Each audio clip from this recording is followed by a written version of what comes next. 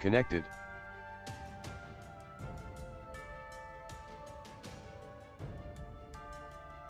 Hello, sir. Was the experience posted from the last game? All right, just handing it out to my dudes.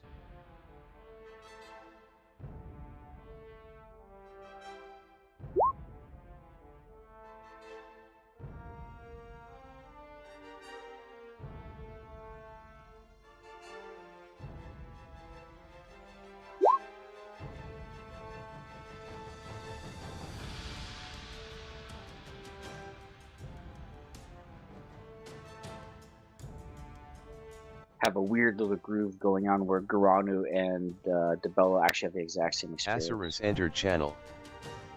Yep.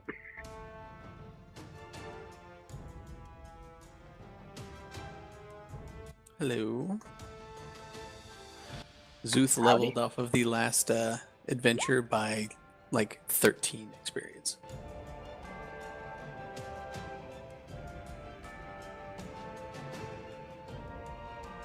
No. It doesn't really matter. He doesn't really need the beeps.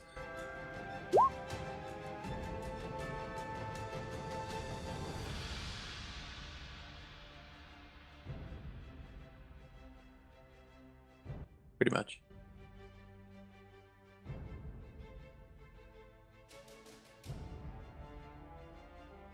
Nope. That's slacker.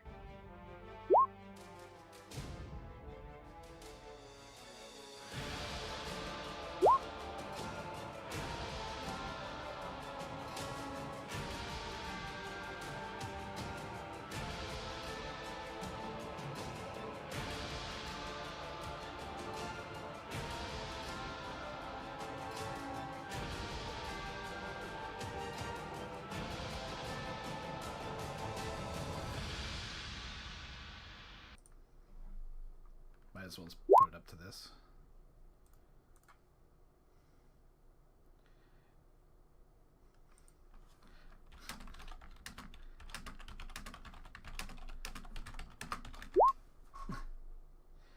Oh, here we go. Self entered Hi, bro. channel. Oh, there you are. There he is.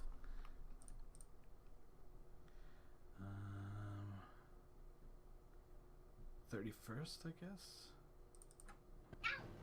The mountains, like a lot of the. It's to Uranus. We're supposed to be on a different map. So you continue, you head back south towards the Bleak Tower. You're moving along the roads.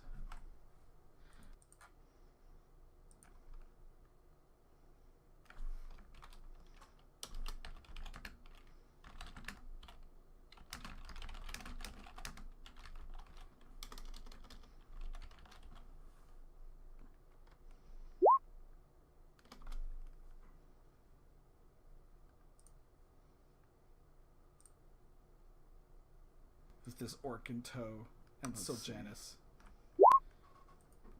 I get observation checks.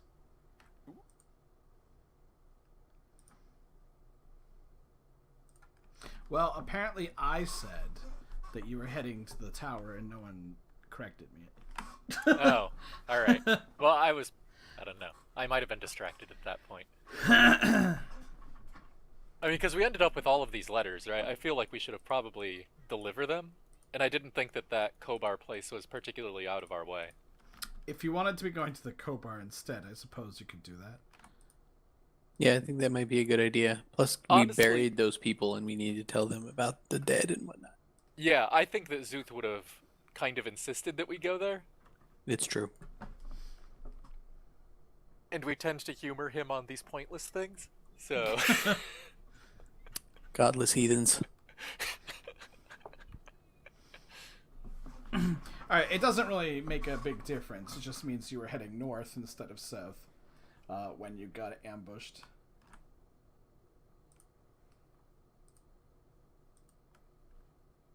Did I just disconnect?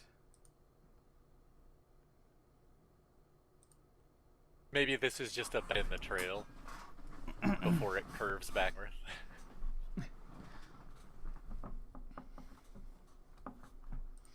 But yeah, so you guys were traveling. I guess maybe you had a little powwow after and figured out what you were all going to do. Some wanting to go to the tower, some wanting to go up, but eventually Zuth insisted, that you head up to Stone Shanks. And you've been traveling, and it's actually probably really early morning when this happens.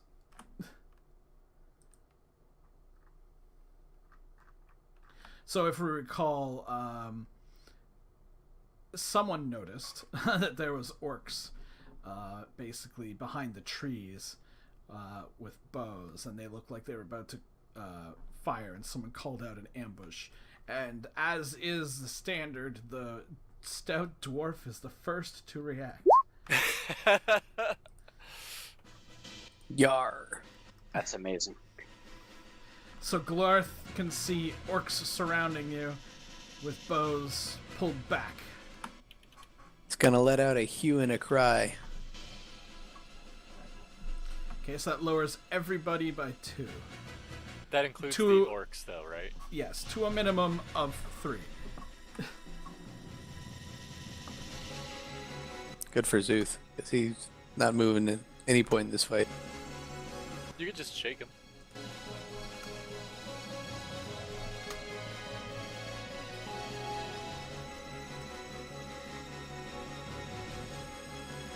Yeah, the cleric's going dead last.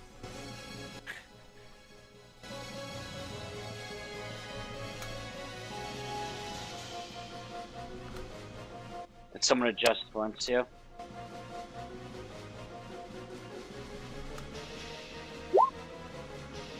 Yes, I did. Okay, cool. Just remember, Valencia gets left out because Zula is a dick. I was going down one at a time. I ain't got to him yet. Alright, well, either way, so that was Glorith's action. He's yelling. Is he doing anything else? No, that was it. Oh! Look out!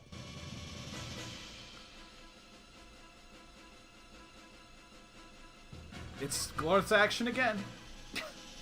It looks like Debella is also going to be active. And Lina, oddly. Like, That is kind of odd. this is the best initiative I think I've rolled for her in a very I was long gonna say, time. how the hell does Lina go before your protege? She rolled a 1, and my protege rolled the max, I believe.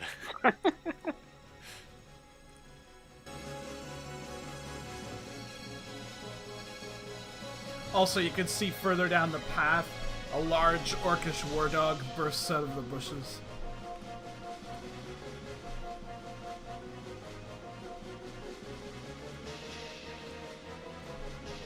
Debella. Valencia was like, "What are you doing to my horse?" Lina. So Lina's got the orc captive with her. Pulling him on a leash. How long would my leash be? Probably like 6 feet.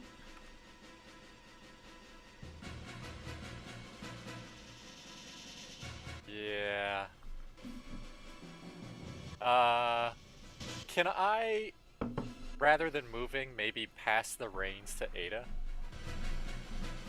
Yeah. She's going next second, so. Alright. I assume the pass takes a second. Yeah. Okay. This orc is firing an arrow at Felden. Why? Oh, it's me. You naturally look good as a pinch. So, what does But Stelvin get? You, Roll? D12. Well, D12P, I should say. Yeah. Okay, so yeah, it just Nice. Why'd I it hits roll him for for that? 6 damage. His shield. Oh, okay. Roll a D20.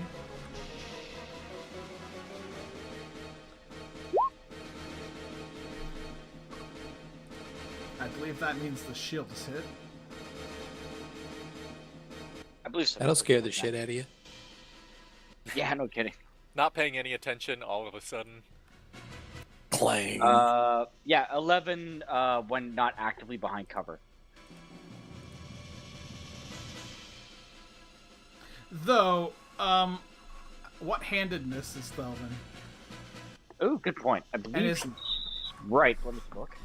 And is he wearing a large shield while riding his horse? Most people do. Oh yeah? Don't make me whip out the historical figures of Anglo-Saxons using full body shields on horseback.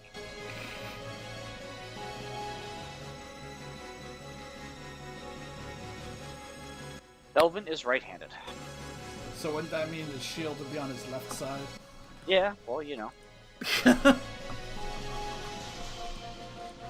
what you're trying to say. I'll let you have it. That's up to you if you want to play by the rules. Does that lower his initiative? It to what it already is. Oh, okay. Lena.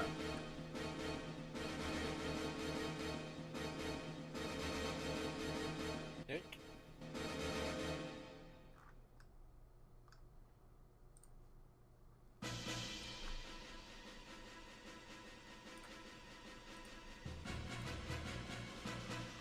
Ada, who now has an orc on a leash. Right.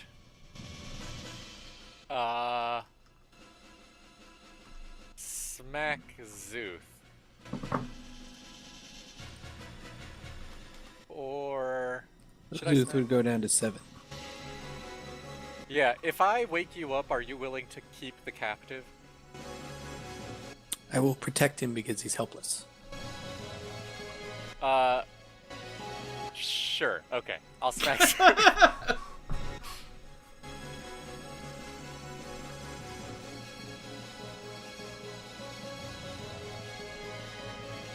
I just saw this orc underneath my turn order thing. Orc A.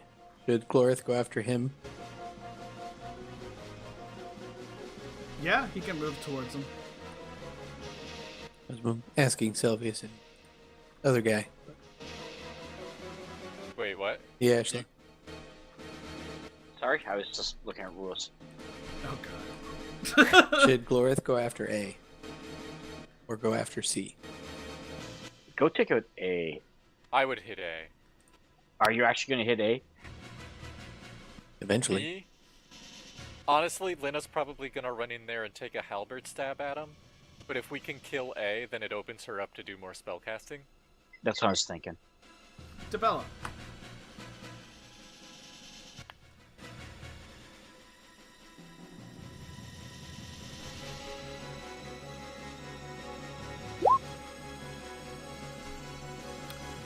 Well, Orc B is going to Well, shoot at that's Debella. unfortunate. Oh, yeah. Well, she rolls a d20 for defense, though, because she's She's moving. Moving. She's got this one. Shush you.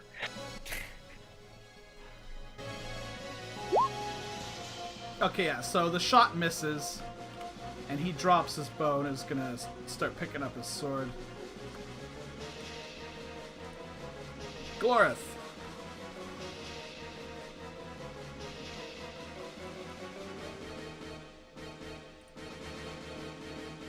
Gonna make an attack.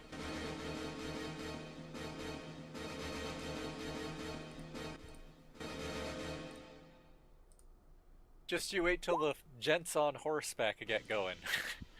Yep. Right. Oh, yeah, nice. So, These orcs. yeah, he drops his bow and he's fumbling for his sword when Debella rushes up with her short sword.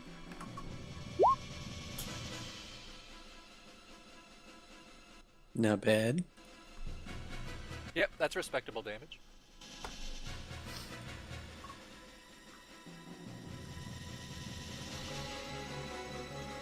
It's very average damage. No, it's not. Those are 3s, it would be. It's 1 point higher than expected. Mm-hmm.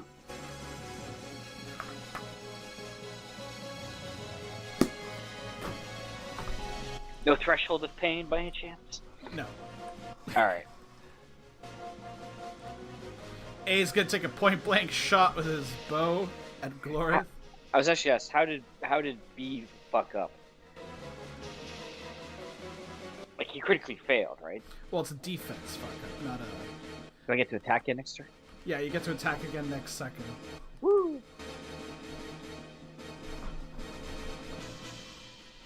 Does Glorith do a D20 defense? Yeah, D20.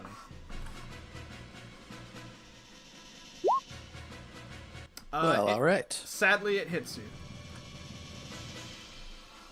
Only 6 damage though. You're This probably... guy too is I only have a dropping 2 his- DDR though.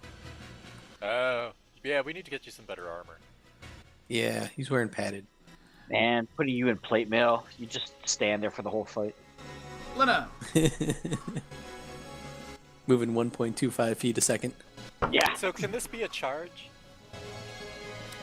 It could probably be a short charge. Yeah. Okay. Because it has to be at least 20 feet, was it? Yeah.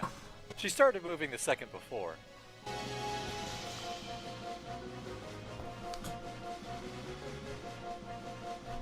But I think I turned a little bit. It probably has to be in a straight line. Right? As long as you're moving 10 feet per second or greater. At a foe at least 20 feet away in a straight line. Yeah. It wasn't straight for sure. Until the last 14. Alright, so you could get a minor one. That'll be a +2 attack bonus. Okay. And damage is 1.5 times for knockback.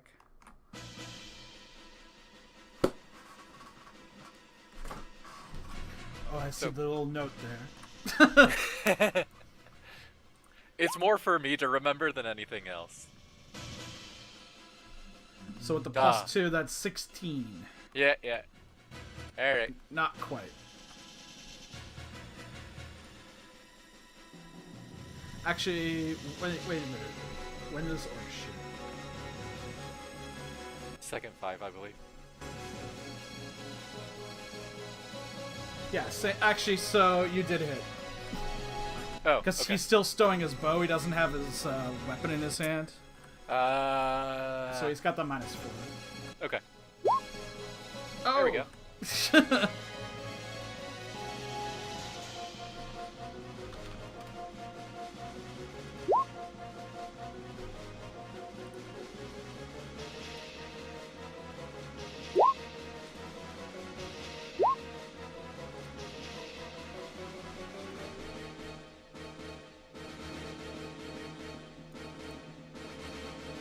Nice.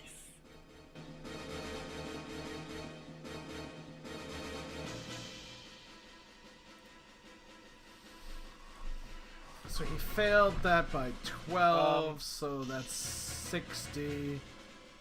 65. Okay. Is he knocked out? He is topped. Excellent. I finally got around to editing the macros, so it's whispered to me. So we don't know. Yeah.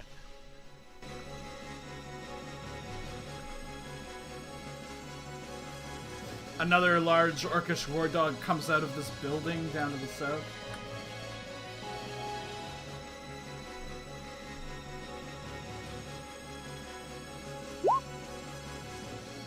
Sir Edic, sitting astride Stacy, you watch the battle unfolding.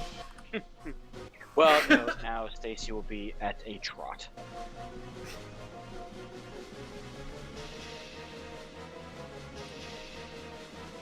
Can you move it? Yeah, I'm just looking at the stuff.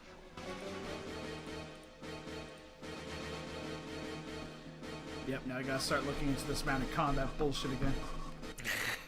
Well, I'm attacking the war dog with my lance. Something tells me you probably can't use a halberd on a horse. No, you cannot. Use a lance. One might argue it's the whole point.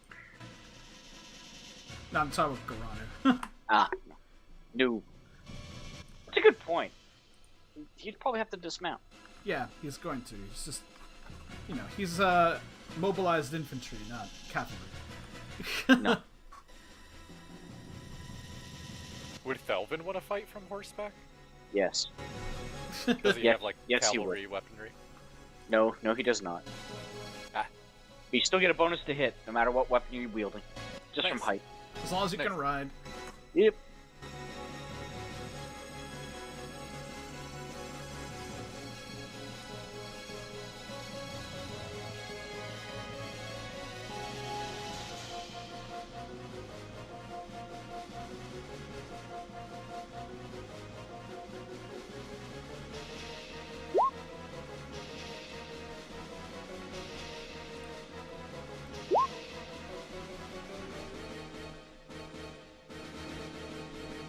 That's a hit. It's been too long since you've rode towards a foe with your lance.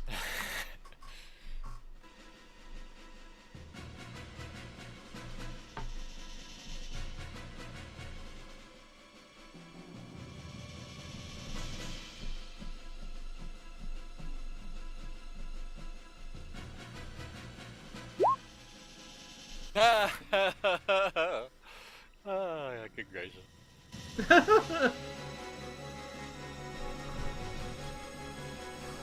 Ah. Did I ever get around to adding it? I didn't. Like an idiot. Okay.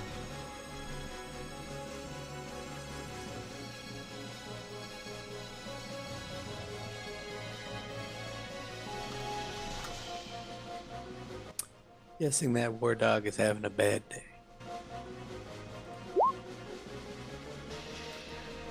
What about knockback? And it counts for double, I believe.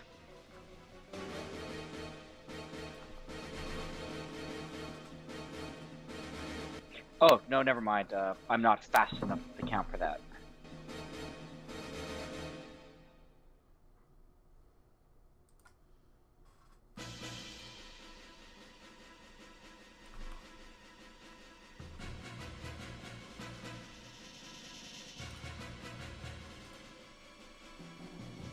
So yeah, you skewer it with the lance, and it barks and squeals.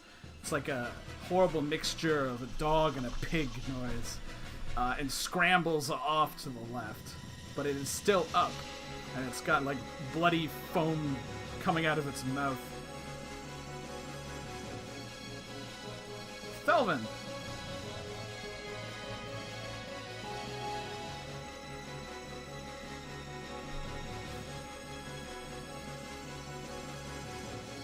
Lina's looking to take out the ones on her side, by the way.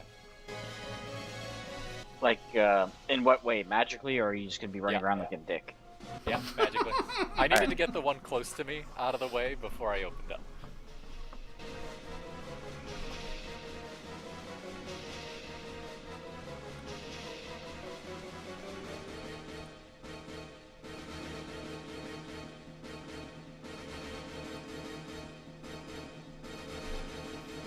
Alright, Lina. casting is beginning.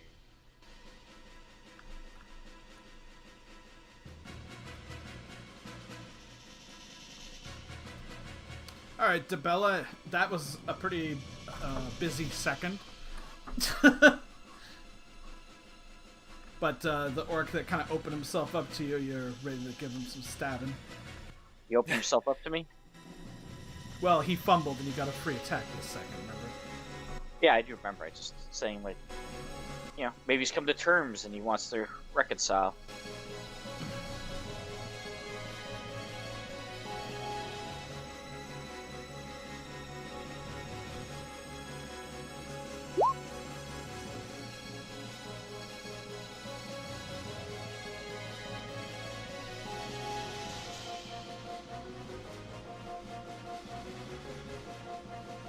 That's a hit. Woohoo! That's a pretty nice hit.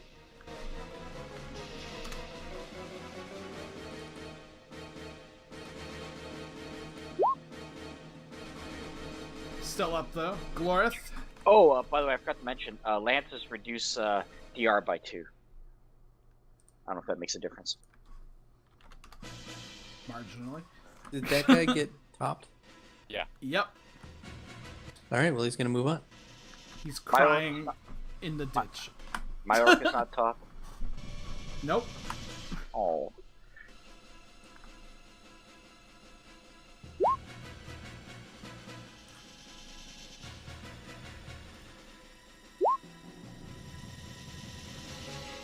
Oh shit. Second 7, right? It is now. I forget, I keep actually moving. Oh, yeah. Well, Orc F is gonna shoot at Eddic then.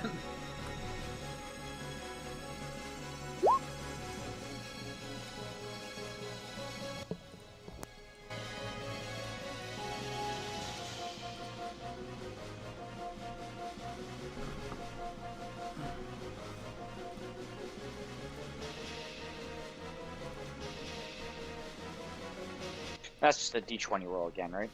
Yep.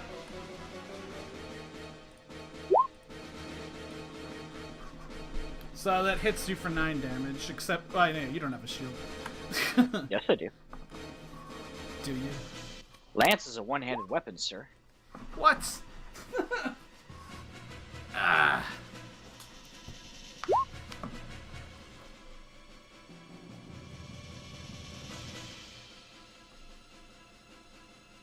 So it is, what the fuck? That was a quality roll right there. Okay, well, your shield did not help. So take 9 damage. Which is what, 2 damage? No. Yes.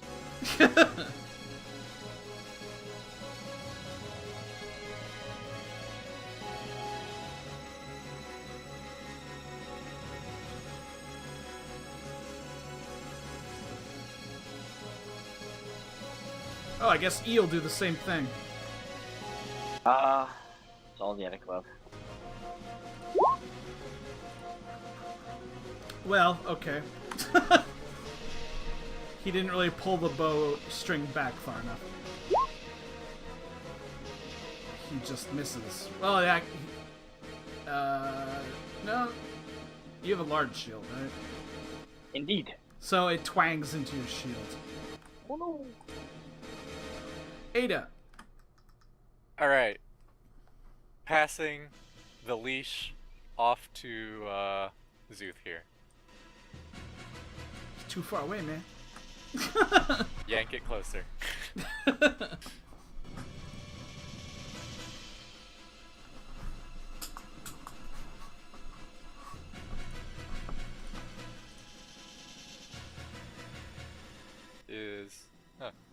Why is that not working? Oh, there it What? goes. I was trying to advance her initiative, but it wasn't doing anything. Yeah, Roll20 has been kind of sketchy the past week or so. Like, that took an extra whole second for Thelvin to transition. Yeah. But it is Thelvin, the mad folky with an axe. Now, it is worth mentioning that these orcs are behind, like, tree trunks. That's why he's like going to the side. Alright. Did he just jump off his horse? I forgot to move the horse. No. You know, you can... I was like, damn, that's some skills. You can select, like, a box, you know, like you play StarCraft or something. I know. Okay. He's I old just school, don't like man. doing it. Quit riding me, man. He'll ride you as much as he wants.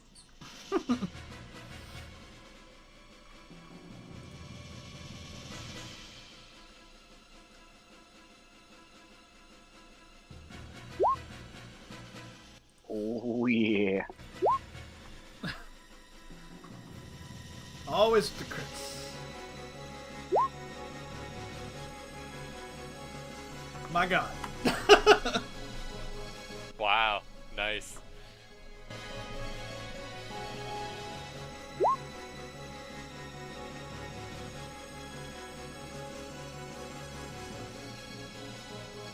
Do I still count as medium when I'm on horseback for this type of thing? No, count yourself as large.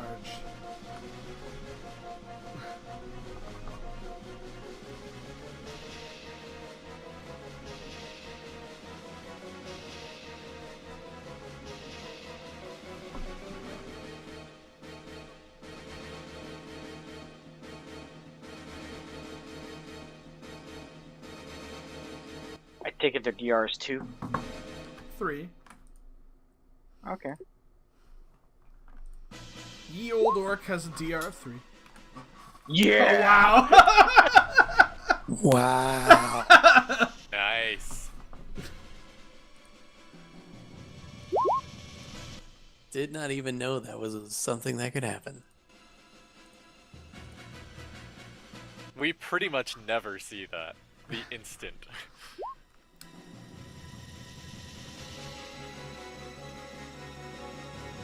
So yeah, Thelvin just chops him like right in the neck.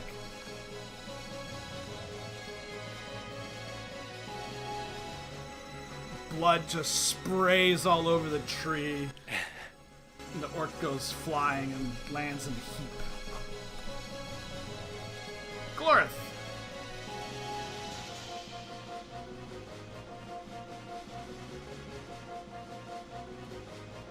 Garanu, something is up. Yep. He's gonna dismount. Does he want to ride closer and then dismount? Nah, that's too complicated.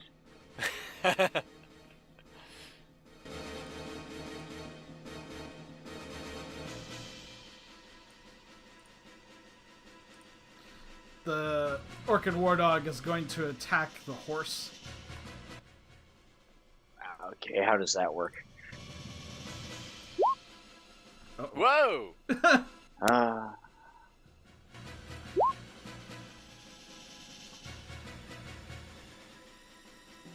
It still has all the. Horsey, no. Did you buy new barding for your other horse, or did you swap it? I bought new barding.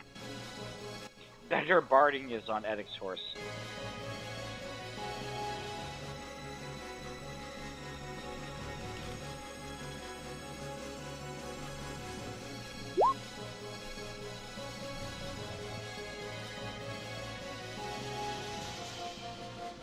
Yeah, Yaminar or whatever. I can't even remember how I pronounce that. He's wearing half scale. It says it as DR7. That's too high, right? DR7.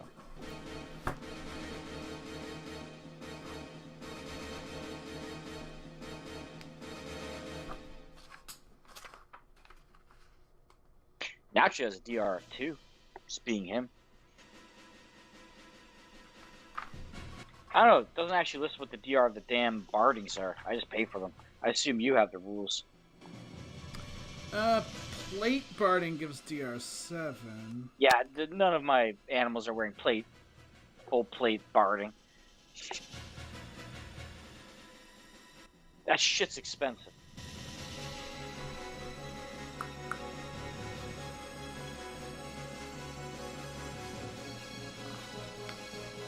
Yeah, that horse is wearing half scale and Edix is wearing chainmail.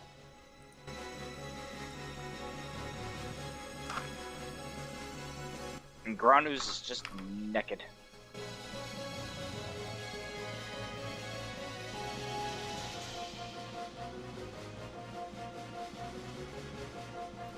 Oh, I think it's because scale is...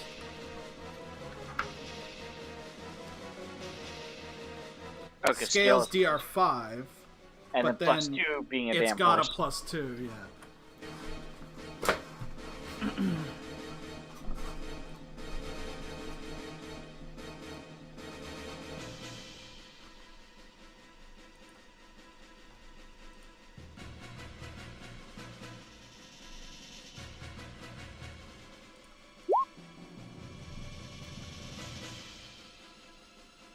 Oh no, the horse dropped its items. That would be Thelvin. Hilarious. Is there some type of funky riding roll you can make to like jump off from your horse? Yes, when it's there going is, down? actually.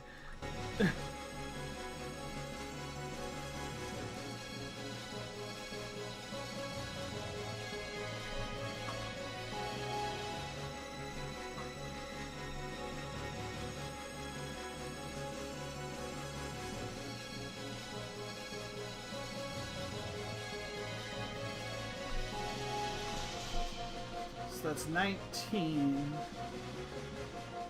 So that's 24 minus 7, so 17.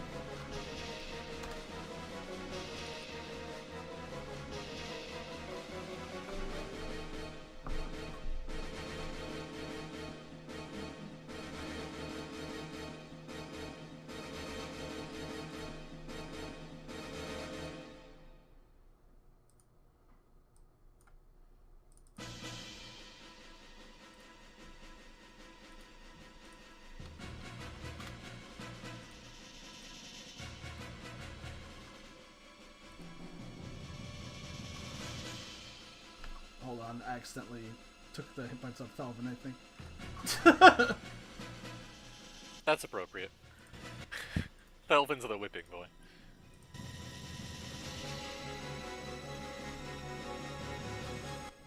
Delvin does seem to get the shaft a lot in these ventures.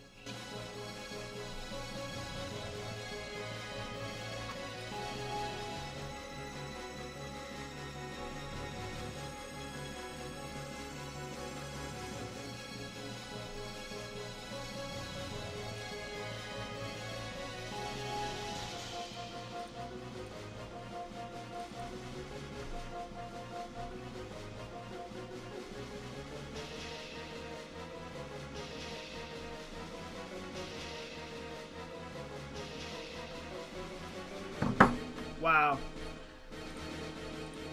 What? Horse does not have to make a threshold of pain check by 0.2 damage. Wow. Oh, yeah. Wow.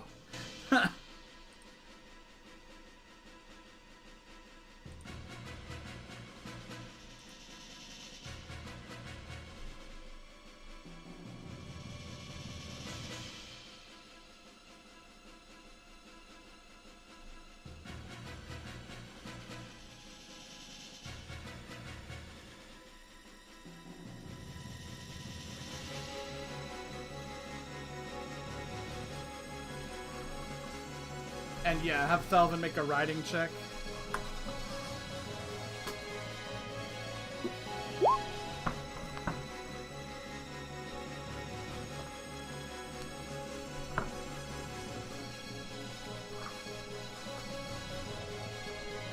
Pretty sure he's fine, but...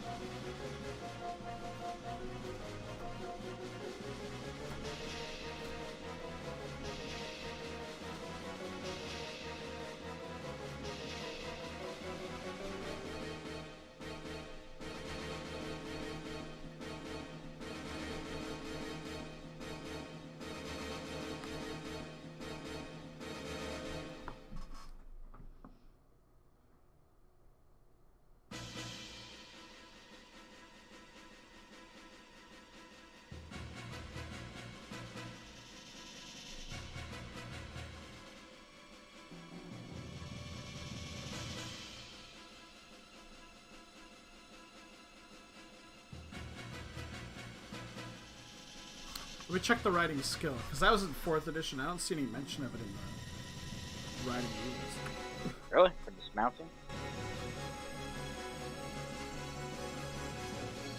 There has to be something.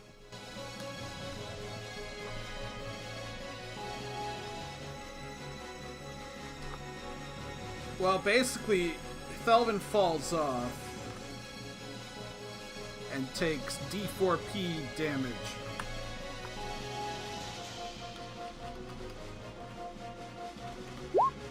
With no armor.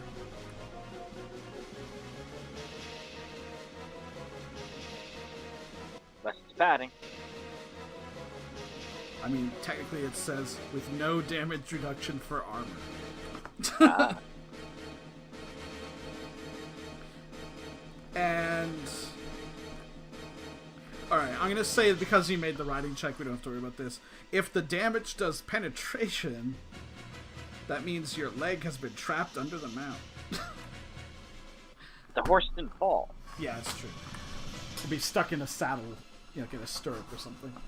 Yeah.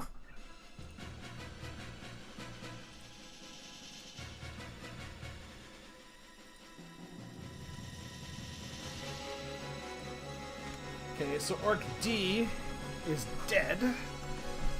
Yeah. So he's not going to do anything.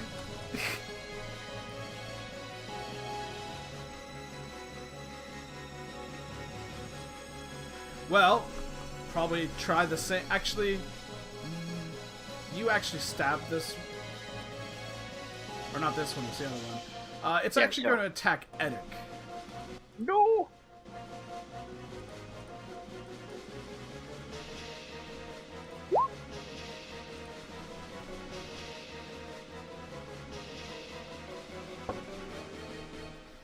Are you going fast enough to get your +2? Try +6. It's +2 to attack, +6 to defense.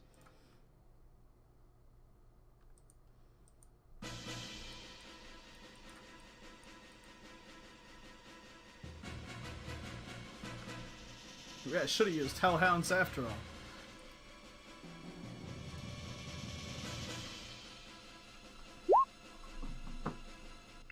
He needs it too.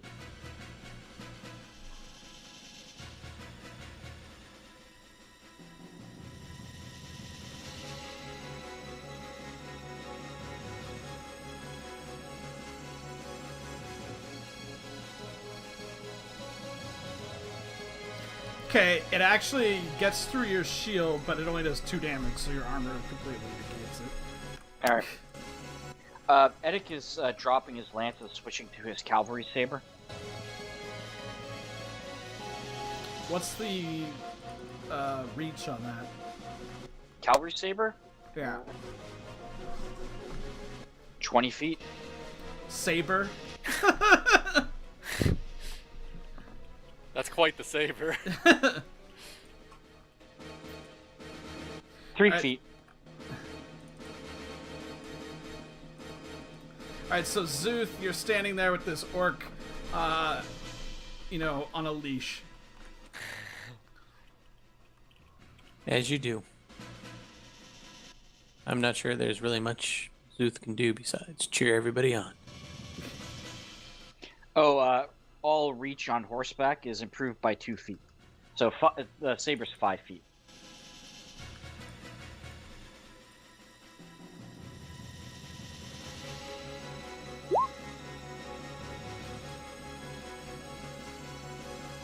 What speed was the Thelvin's horse going? 25. Okay, it's gonna continue going straight for 3 seconds.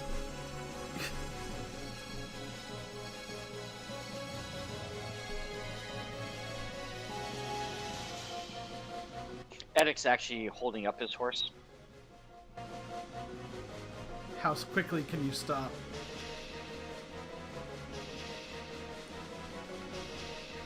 I think I might have to do a riding maneuver.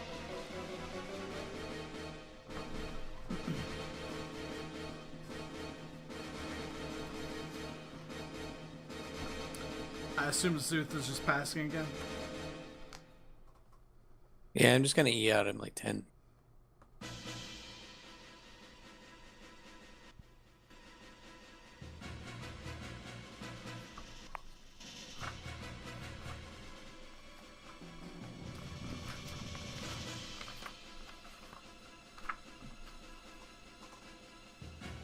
What speed are you going at?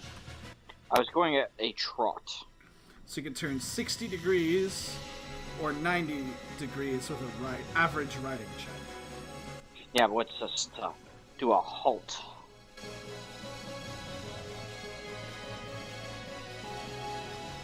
Because I guess I'd actually have to turn 90 degrees so I can actually, you know, have him on my sword side.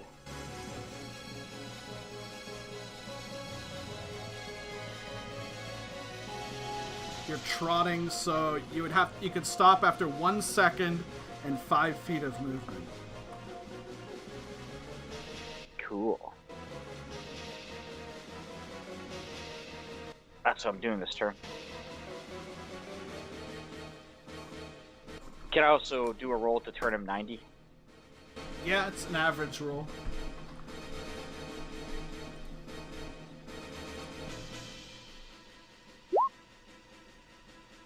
That fails. What? Average is. Oh, sorry, never mind. I looked at it backwards. So say, man, I have a riding of 95. Okay. So yeah, you can make a sweet 90-degree turn and move the horse 5 feet.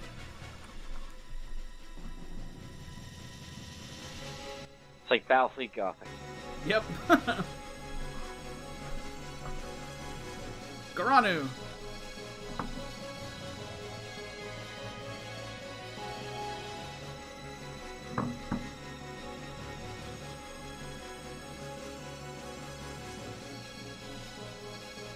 Ada. Alright. The orca is no longer your responsibility. It's murdering time. Probably shouldn't say that to Zoom. Correct. Hey, hold on Glorith. to this guy so I can go murder? Defend the innocent.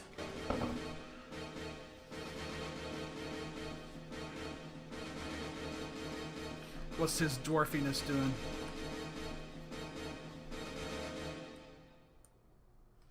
Next second, guys. You just love those slow characters. Guess so. Lena. Alright. So.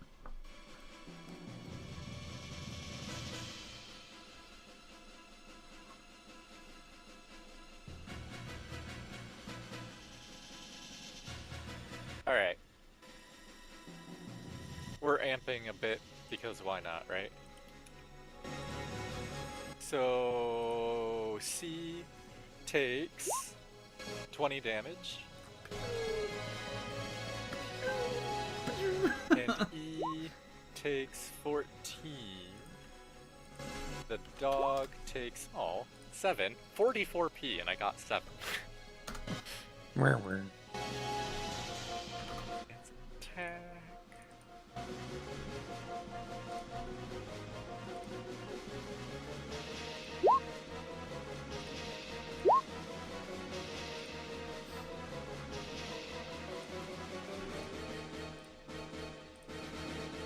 So Glorith's like running up to this orc like, oh, I'm gonna do it now! And then this magic missile just like blows through its face.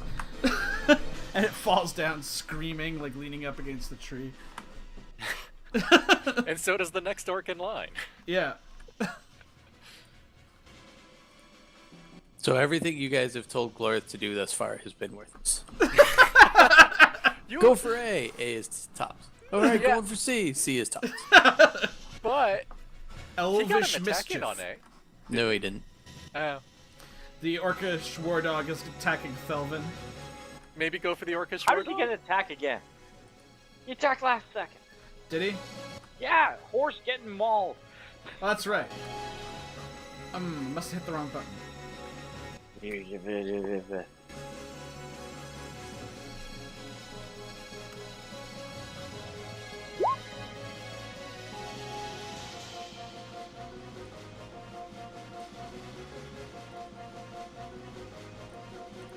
Ground is going to aggressively attack the war dog in the ass. Alright. He couldn't quite get a charge in.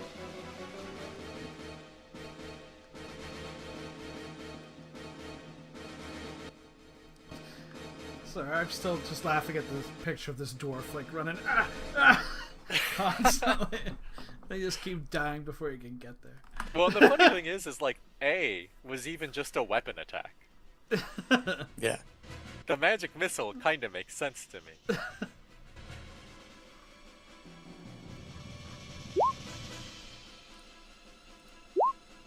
That's a hit.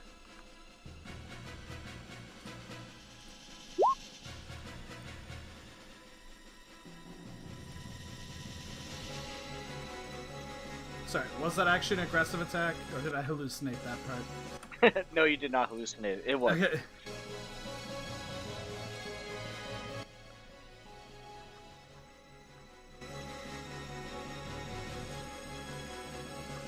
That is enough to slay this war dog.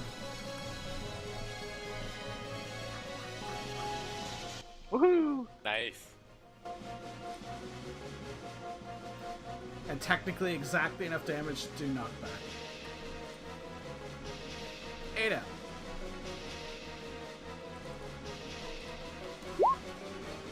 Let's get on with the murdering.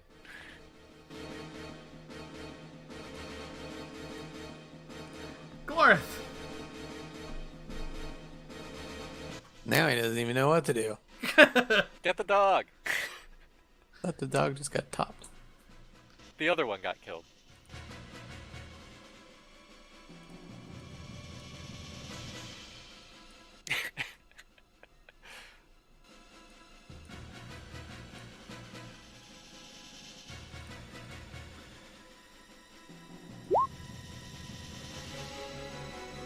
Glorth.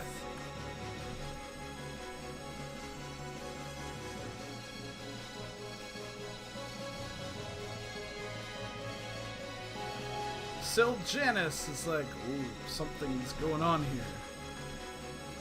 Yeah, I'm surprised we didn't have anyone wake him up. Yeah, I was sort of expecting Zuth to do it. He was distracted. Protecting his charge. He's gonna wump this orc. It's been one busy 11 seconds.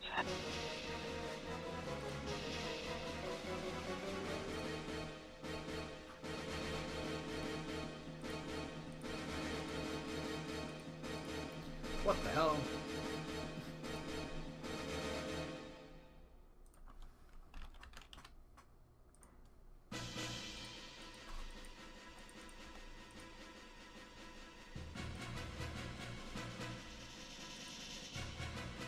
Apparently I never actually added his stats and I was just doing it directly from the Hacklopedia.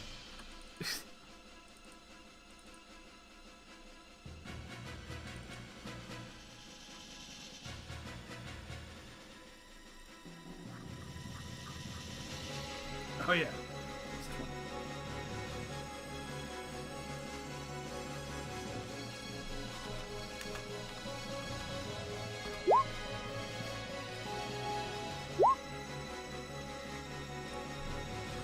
That orc is having a bad day.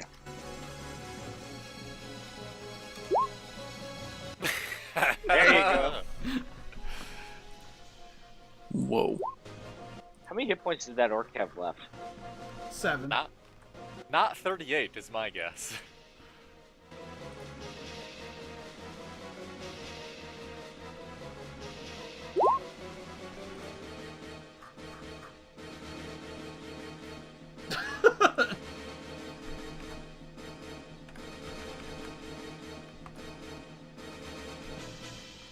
DeBella fist bumps him. Alright, Glorth.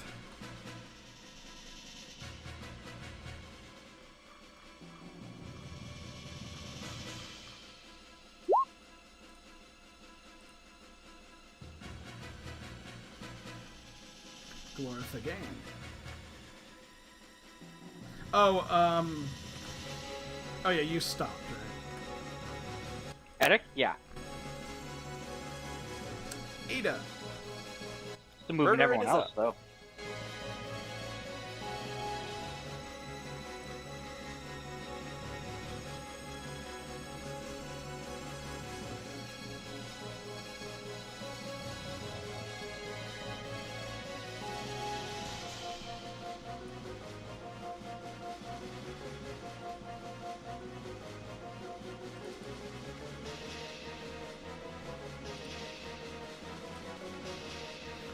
Valencia.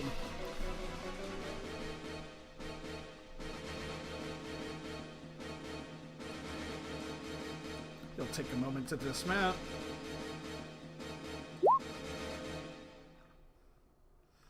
Ada.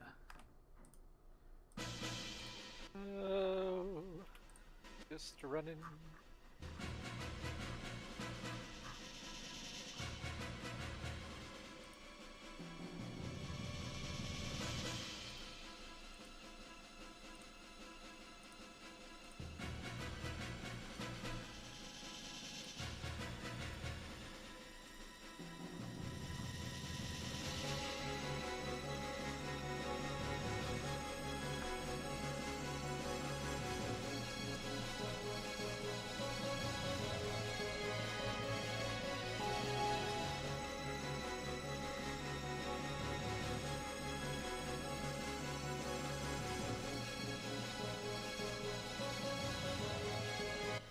What in the hell symbol is that? What symbol? The guy down here. That's a guy who just came out of the door. Who rolled really poorly for his initiative. No, I see. He's an orc that's got a like 2 short swords. Oh, he's And all fancy. he's running out like rah, as if like the ambush has probably been going swimmingly, and he's about to come in and reap the glory, and he sees like fucking dead orcs everywhere. Glorith. He's in, guys. He's doing this thing. Oh, he got an attack. Oh, it's a good one too. Look at that. That's interesting. It has not updated on my screens. My roll? Oh, there it goes. Yep. It took that long. Oh, wow. Their servers are having some issues. That or the interwebs connection. Yeah.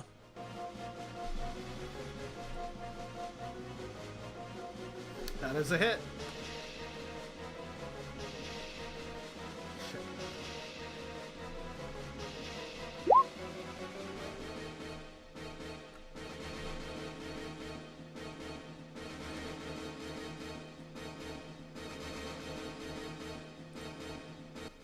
Laura's helping, guys.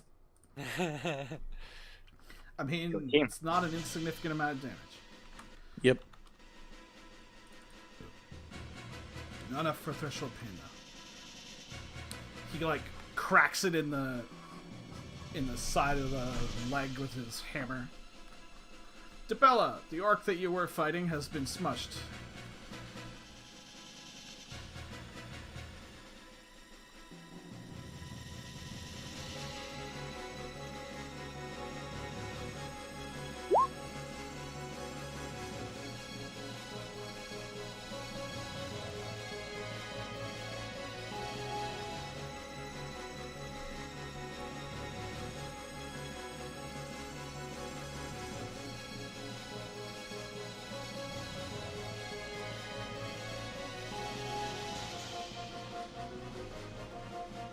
Ada,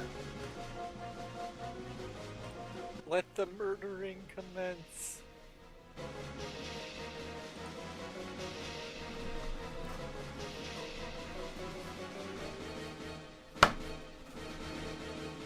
Just Debella. gotta attack F.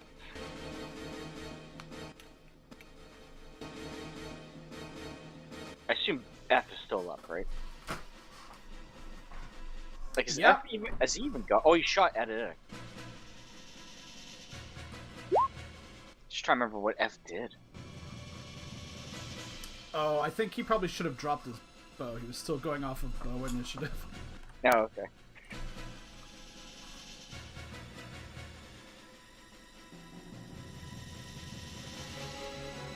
You know how it is. You get your one shot, and that's it. Yep. That is a hit.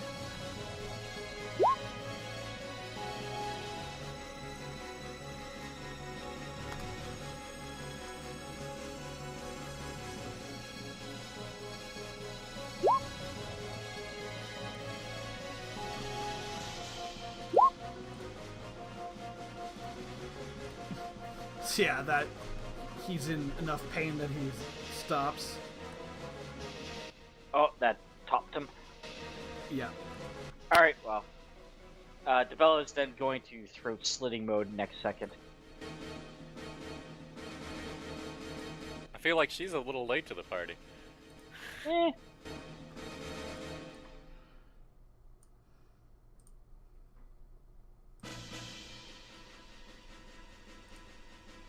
War Dog's going to attack Glorith since he's nice and low. Low and slow. That's his tempo. Wow. Okay. Wow. I think I have to roll a top, but I forget what that formula is every time. It's like 1/3 of his hit points. Yeah, but he's a fighter, so it's Oh, so it's higher. It's- yeah. for everybody. It's 33% plus 1% per level, but for fighters it's plus 2% per level. Okay, That's so 30%, not 33. 39%. Sorry, just 30. Okay, so 36%. So 36% of your starting hit points is the threshold.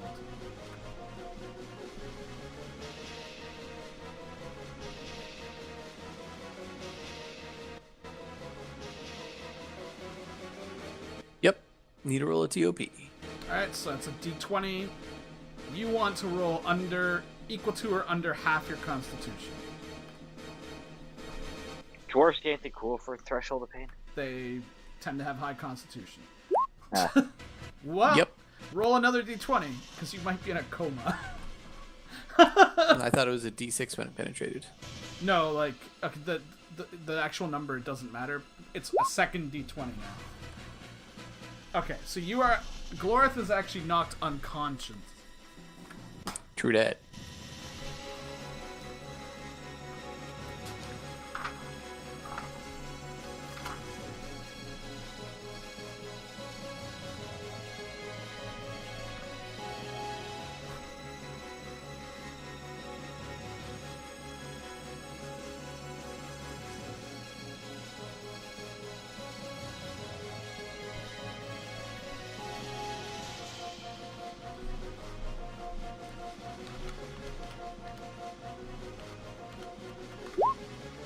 So, Glorith is unconscious for 21 minutes. Wow. Wow.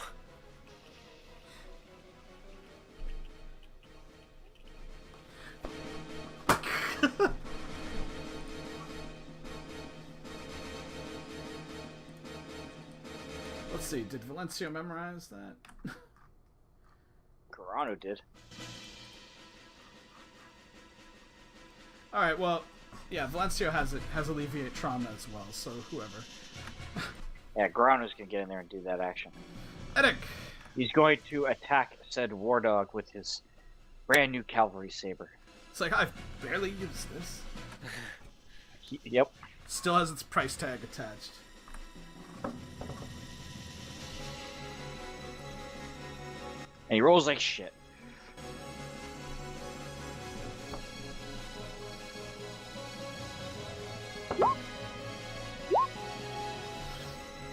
Still hits, though.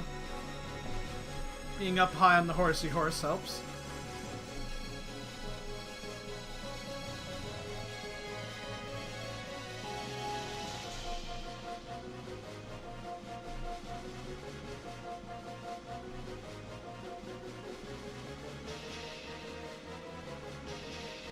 Question. Uh-huh. Because it's a cavalry weapon, he gets 2 dice bonus. But if the saber has 2 dice to roll, do I just add 1 extra die to each die? If you have 2 dice bonus, that's just whatever the die is. Just like a critical hit. But the saber rolls a d6 and a d8. Oh, then if you have a 2 dice, if something adds multiple dice, you add the lowest, then you add the highest. Okay. So you're going to add yeah. another d6 and d8. Okay, that's right. But if it That's added 3 clarifying. dice, you would add a d6, d8, and a d6.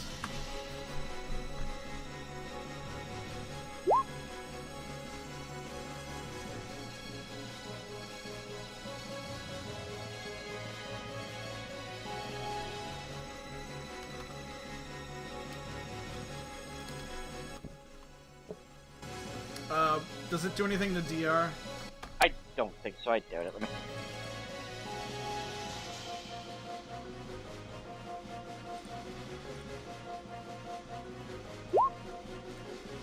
Nope, it's just a horse weapon.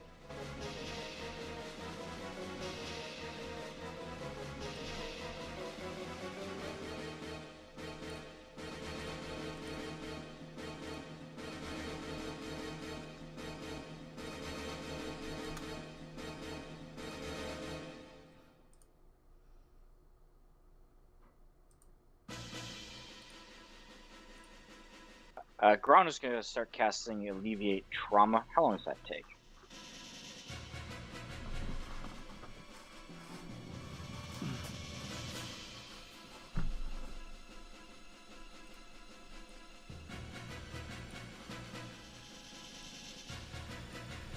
My bad.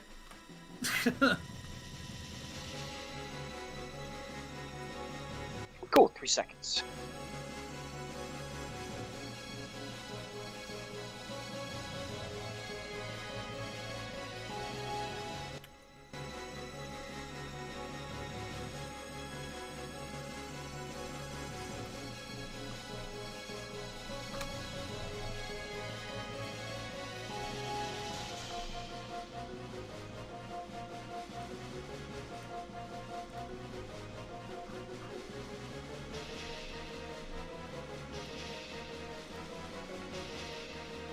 Lena. Alright, casting begins.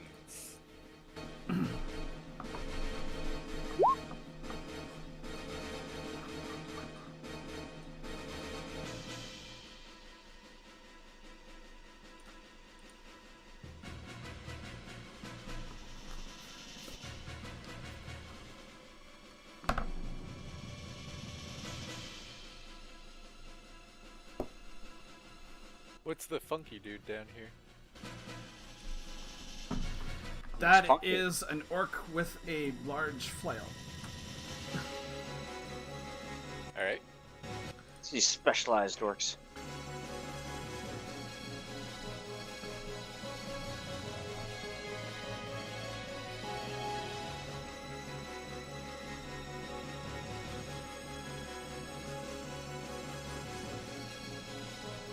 Okay, so this orc skirts around the tree, ignores Glorith's fallen form, and looks like he's going to go after Garanu.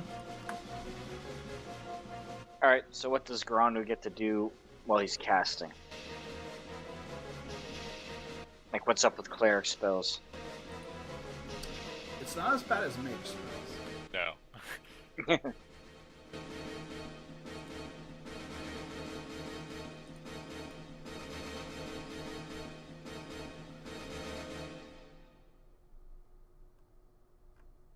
Yeah, divine spellcasting incurs no penalties.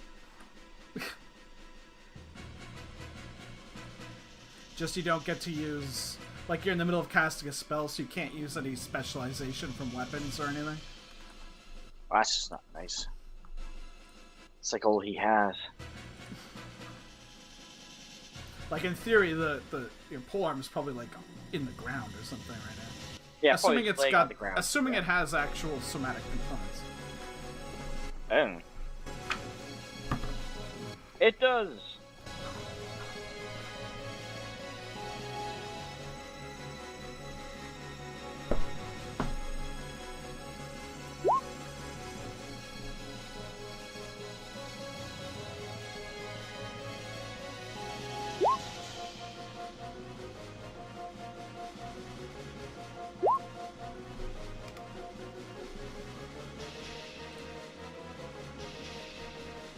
So he was hit. He was. And took some damage. He did. But I don't believe that breaks any of his spellcasting. It might still... Actually, let me double check.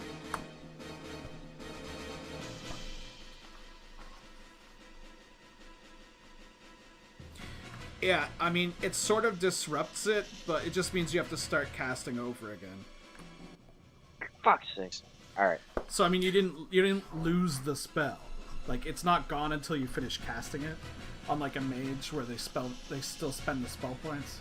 You just have to start over again. Yeah. Alright. I adjusted his seconds then.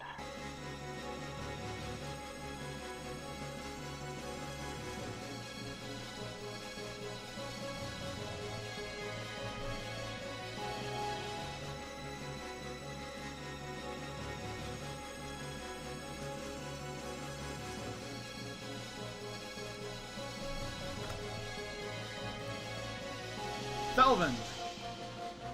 I don't know what He's- you've been doing all this time. He's been running around and shit. In fact, where's our fucking giant? Oh yeah. Shouldn't he been like moving and stuff? Well, Felvin's He was gonna. finishing them off. Felvin's gonna do this war dog in the butt. It's a lot of that doing dogs in the butt. Oh yeah. Well, he sure is. Uh-huh. Woohoo! It's a hit. -2 from his DR if he has 5 or more.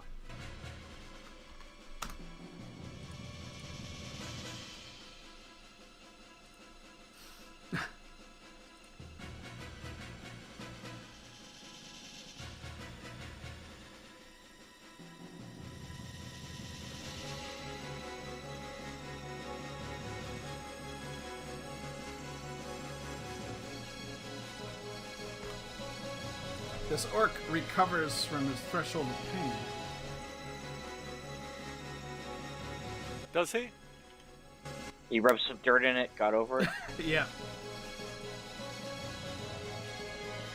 But he has to, and he sees Ada like trying to fuck around with him, so he's gonna pick up his sword again and try to hit her. But he has to start his attack routine over. Okay. Valencio!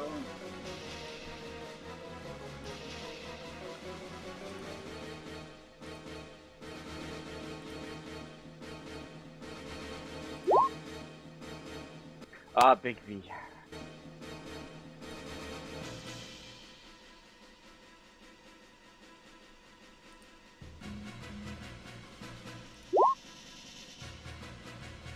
He hit him though. Fair enough.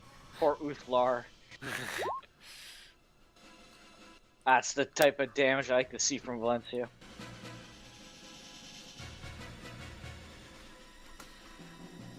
Well, you know, when you go the whole two weapon fighting there.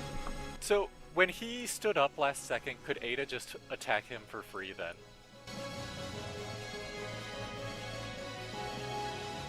Or Well, I does mean, she- you're going next second anyway, right? Well, that's when I would have finished killing him, yeah.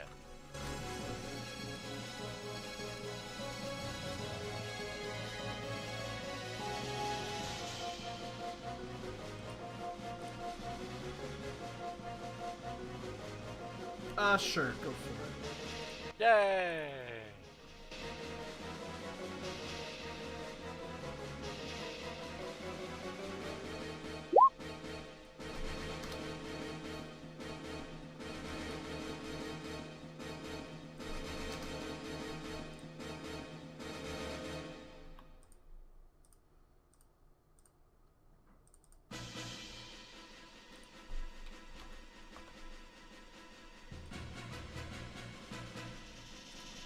So I'm just checking something on my sheets here. Yep. Oh, I see what it is.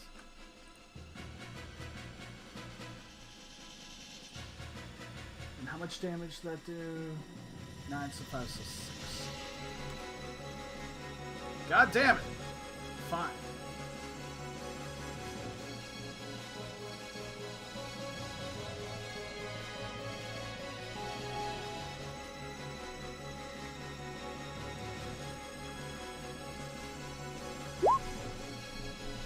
Ah. Okay.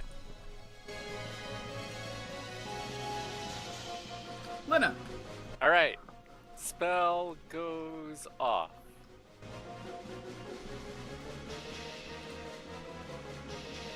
What spell? Magic projectile obscuring again, of The course. spell. Hey! Alright, going through C first. C just got fucked up. Then E.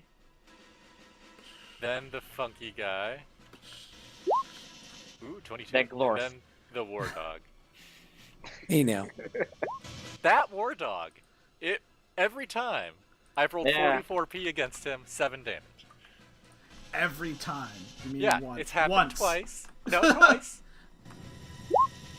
All The I first- know is. Well, I'm not gonna argue. Those were some good rolls, though. Yeah, not too bad. I like the Yeah. 22 damage against that guy. Yeah, I'll take that.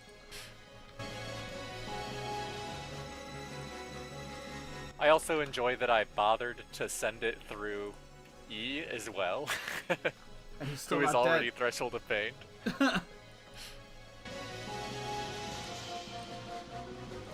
So really, you're just like rubbing salt in the wound. Yep. He's writhing in pain. Take an Always extra rub 14 salt in points the of wound. damage.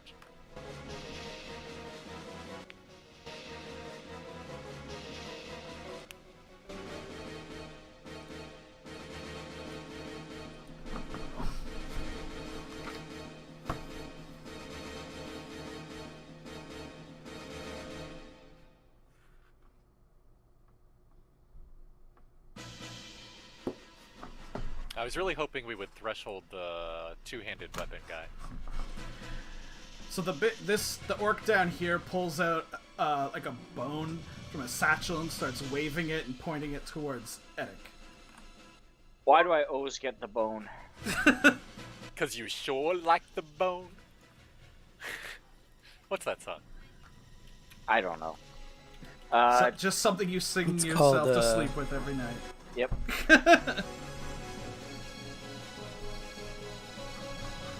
Alright, hold on. Develop. Well, she finishes off F. It's called New Age Girl by Deadeye Dick. Yep. Now I see why Celtius was listening to it. She don't eat meat, but she sure likes to bone. She sure like the bone. Or is it sure likes to? Sure likes the bone, I Anyway, guess. F is dead.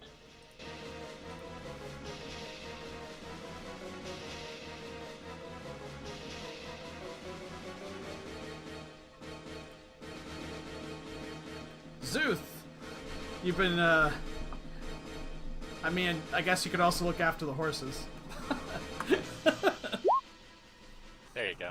I think that's what he'll do.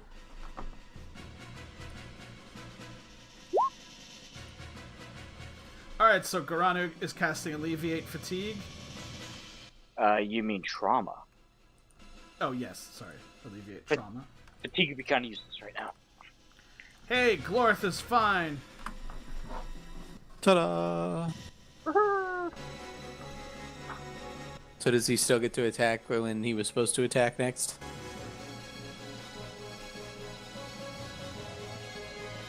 May take any action he desires after taking a second to get on his feet. So you're saying that because he got TOP'd, he gets to attack a second earlier than if he hadn't been TOP'd? No, you would have to start a new attack routine. Oh, too bad. I was gonna hope that was the silver lining. I know. So, I mean, I guess you could just advance yourself your speed +1 then. Develop. Sorry, I was just distracted by Selfie's song.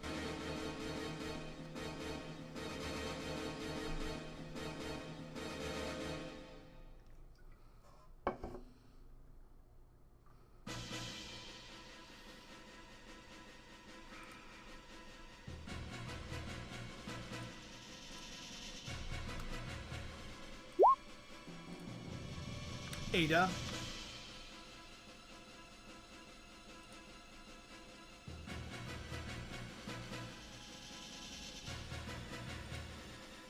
Edic.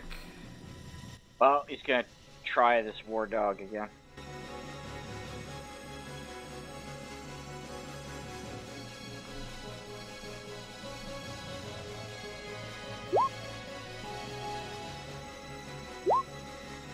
That's a hit.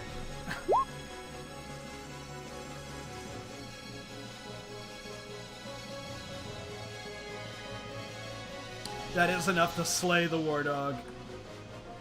You just lean down and stab it with the saber.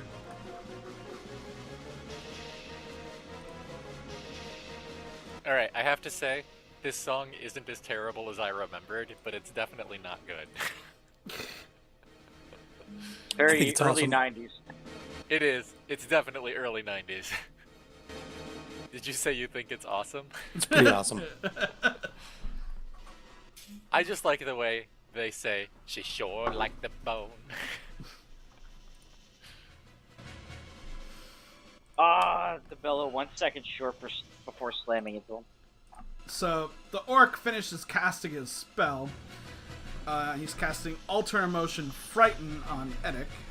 Oh, probably not the best choice for Eddie. Based on the bonuses, right? Well, yeah, the orcs don't know any better is the thing. Yep.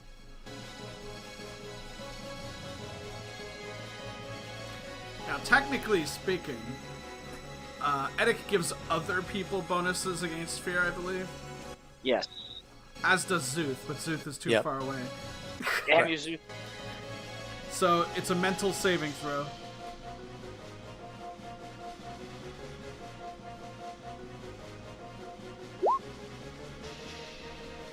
That seems respectable. All he gets is his level on that roll. Yeah, but you still rolled a 13. Yeah.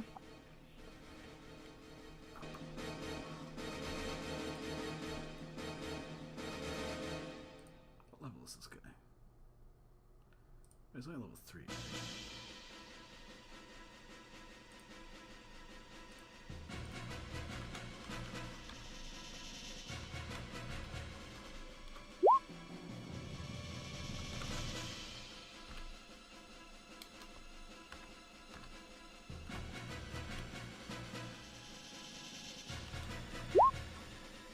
Whoa!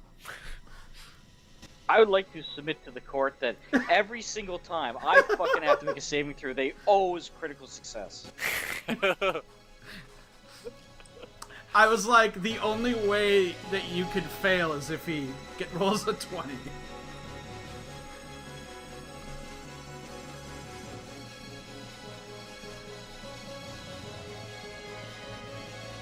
You are gripped with an irrational fear of the caster.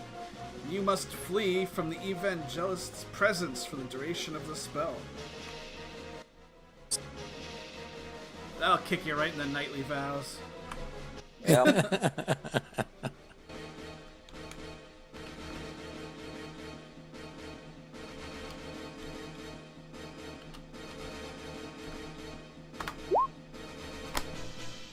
So basically, this orc walks out, and you guys have just been smoting all these other orcs, but it holds up a bone, and to Edic's eyes, it just becomes suffused with this black thunderstorm of power, and you can feel like the fell voices of a dark god issuing forth, and you know that it is lost.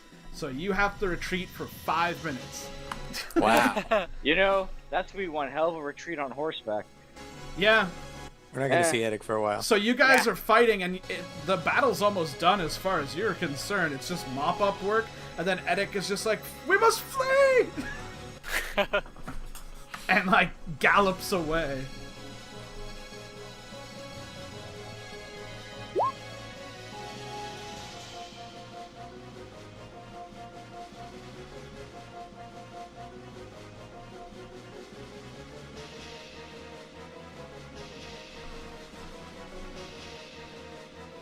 Let me see if I had actually prepped that as a button or not. I couldn't remember if this worked. Nope. Okay. Good thing I didn't do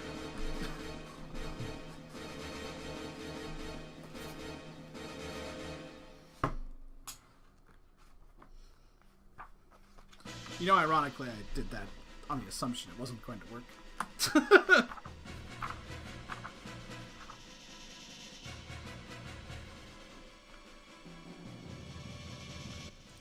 Asshole.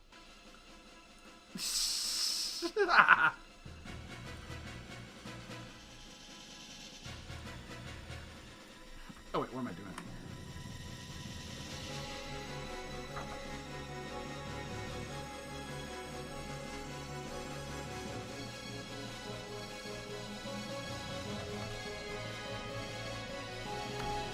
It looks like he is casting another spell of some kind.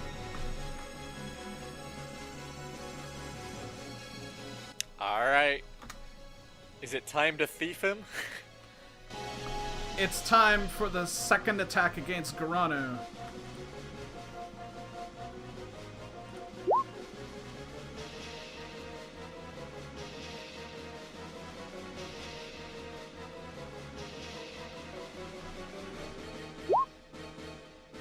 Oh, God.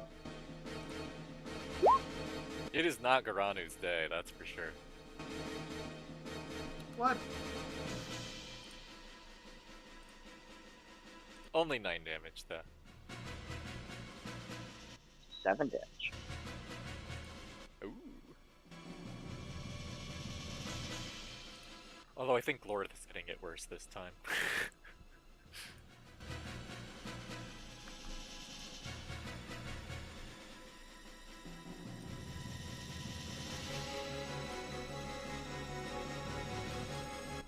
See ya, Eddie. We'll be here. Ada!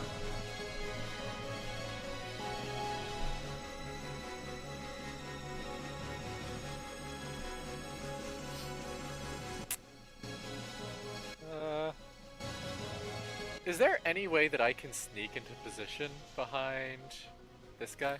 Yeah, because you're an elf, go moving through the trees, you probably could. So make a sneaking check. Alright.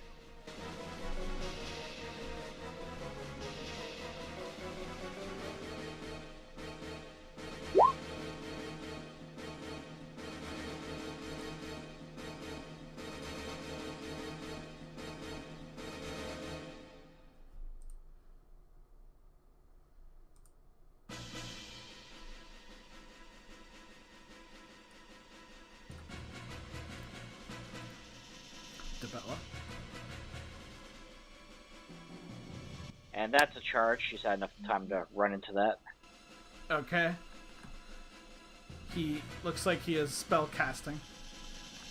Oh, he's getting a charged short sword in the face. Hopefully. Well, let's not be so hasty. Room ha ha.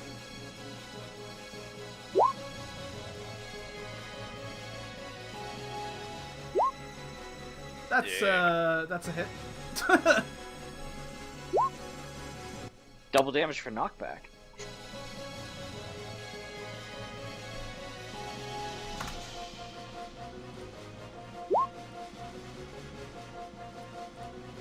And his spell explodes in his face, right? Killing him?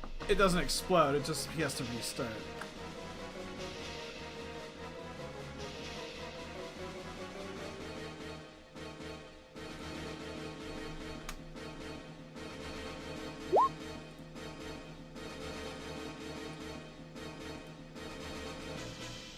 Ada.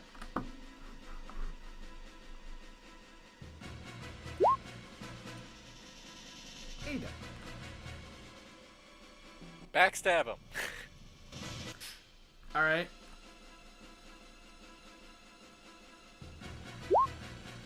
That's a good Edic's roll. off the map, technically. Along with Thelvin's horse.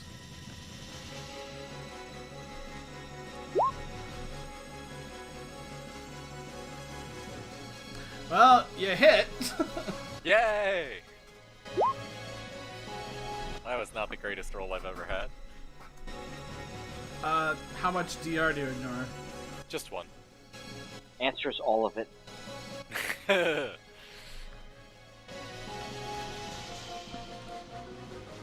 You surprise him and there's like a squeal as he is alerted to you. Which again restarts his spell. Actually, no, yeah, that's true.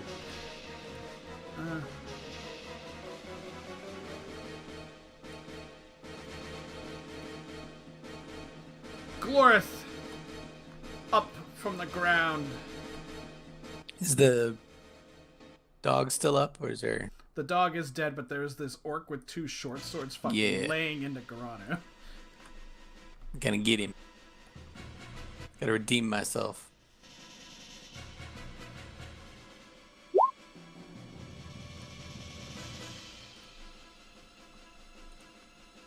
That is a hit. Oh,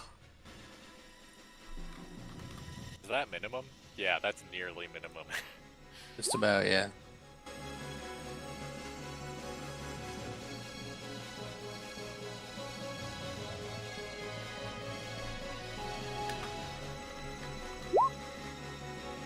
Whoa! Giant critical! This guy's so Oh fun. man. This guy is so fucked! Yeah. I was kind of hoping to take him prisoner and question him. Although I think this guy may be a better person to take prisoner. Not that I intended to torture both of these people. Poor Czar. Oh no. That's good a to get names. big Yeah. difference. Yeah, it's a big difference. Let's see how much damage it is. I really want to see what critical effect this has. I also think the height difference has a big change in it. I do too. Yeah, Because really, at his height, all he's critting is that poor orc's head. exactly. It's the only thing. Maybe he'll just like miss by a little bit, but critical his toe. That would be one heavily damaged toe. Yeah. Alright, let's see. Let's see what the critical is.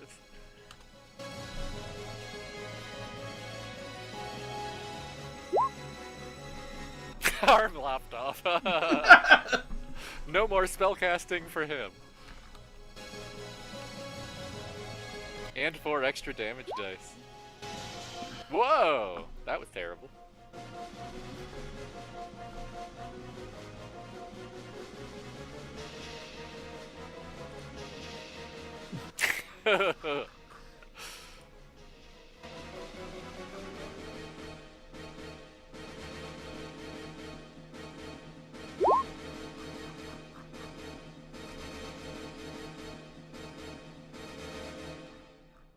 Right through Ada. Do I need to do a d20? Yep. You're fine.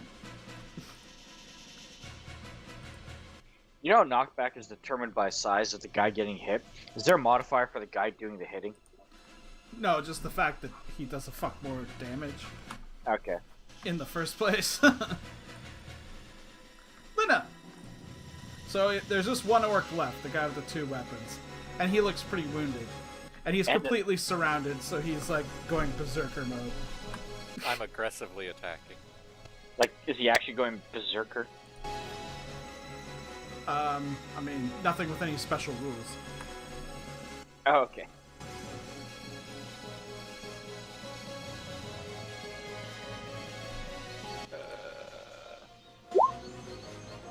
I'm gonna re-roll that one.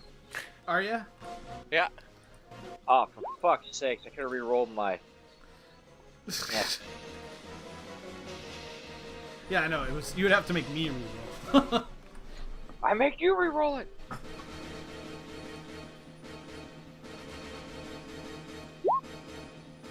Oh, he critical. No.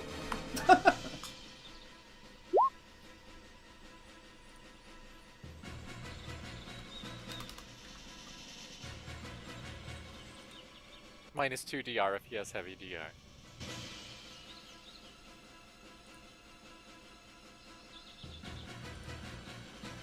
$14 to $12.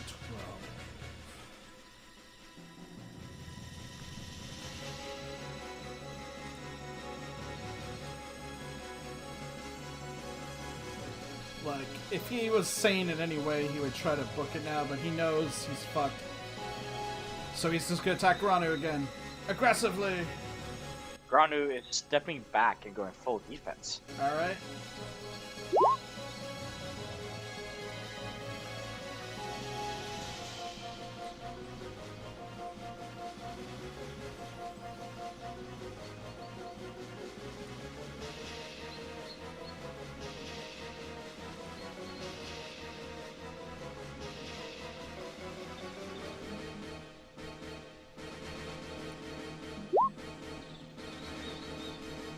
Hey, nice. Yep.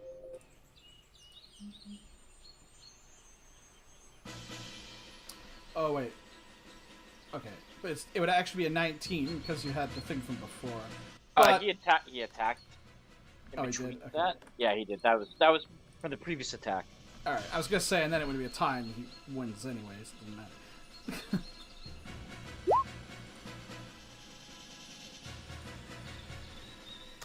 Just as Zar was gonna cast Safe Haven.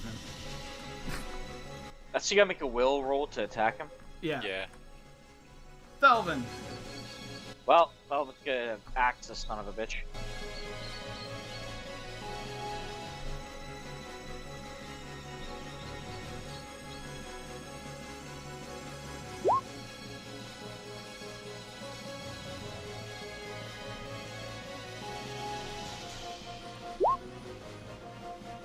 You hit. Whoa! Okay, yeah, that finishes him off.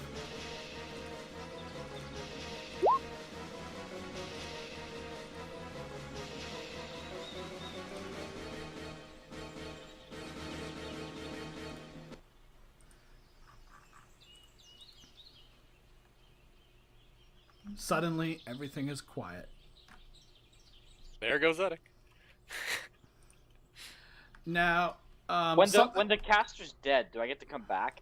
no, I mean you have to wait 5 minutes. I thought I But- was just running from the caster. Yeah, but you don't even know if he's there anymore. I feel in my heart that I've been avenged.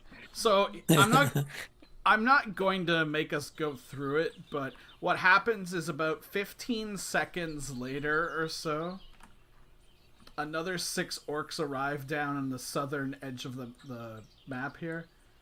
Those were reinforcements that just took far too long to get here. Yeah. And with the giant's help, you're able to basically completely smote them. So when Eddic eventually returns, he sees there's even more dead orcs. Garano probably actually, well, would he? Maybe Valencia would probably go after Eddic on his horse.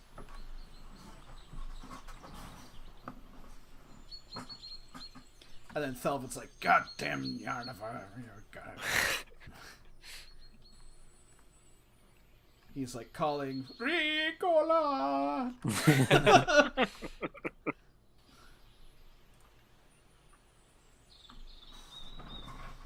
But yeah, Eddic, you come back and Garano's like, what happened? What do you think happened? I'm a pussy. That's what happened. Shut up, you. You used fear magic on me.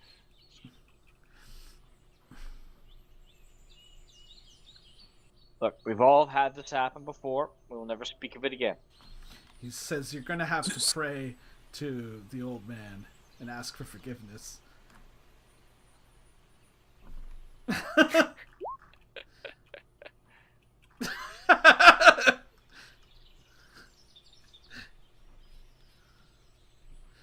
So it's an interesting situation where Zuth is technically like a henchman for the party, but he's an actual cleric of the god that your knighthood serves.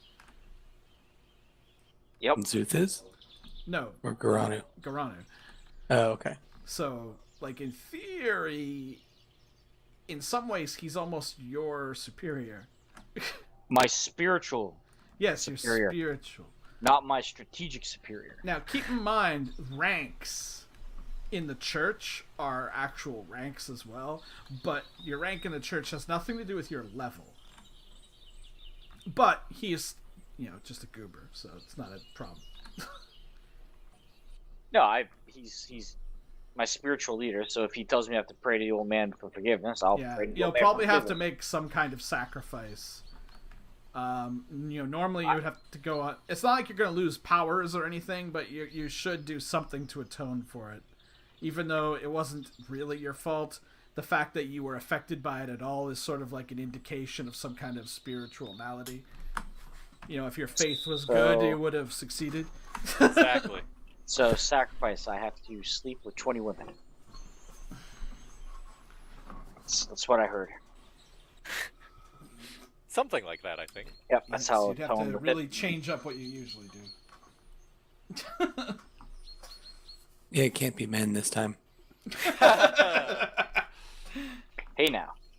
No, you might have to sacrifice either some kind of arms or armor or something, I don't know, something strategic if you have like a go board or something. I might actually. Or an enemy's battle standard would definitely fit. What about that shield with the Orkin? Yeah, that might fit. Any kind of booty that you acquire. Look at that booty.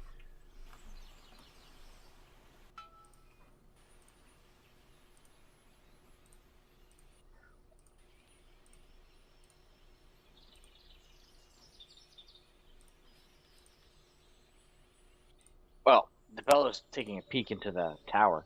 Is it a tower, a house? It's a castle? cottage. It's like a small stone cottage, very roughly made, that looks like it was probably been abandoned for some time. What's crazy guy up here got on him? Crazy guy up here.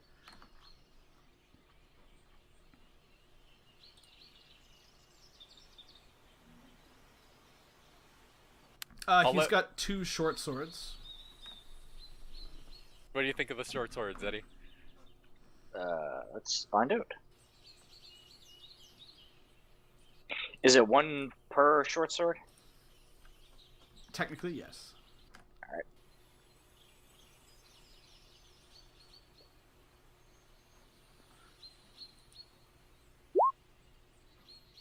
Alright, they're both obviously of human manufacture, not orcish. But they are otherwise just standard short swords. You can see that he's got a crudely made talisman in the shape of the symbol of the creator of strife.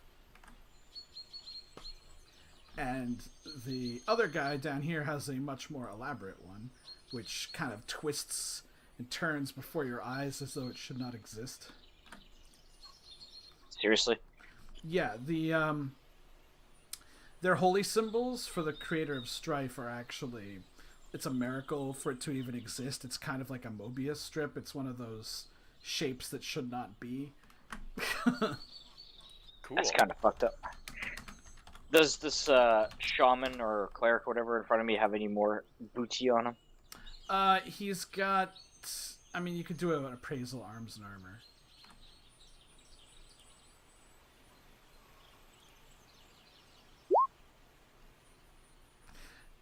The shield that he has, although it has been crudely painted over with symbols of Bolg, it is also obviously of high quality. Especially when you look at like the bands on the back and everything. It is a quality shield. What size? It's a large shield. Is that a shield +1 or? Yeah, +1. What size was it? Large.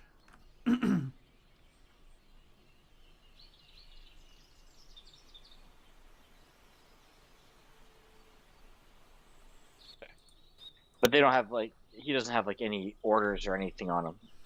Not No that you can documents. see. Okay.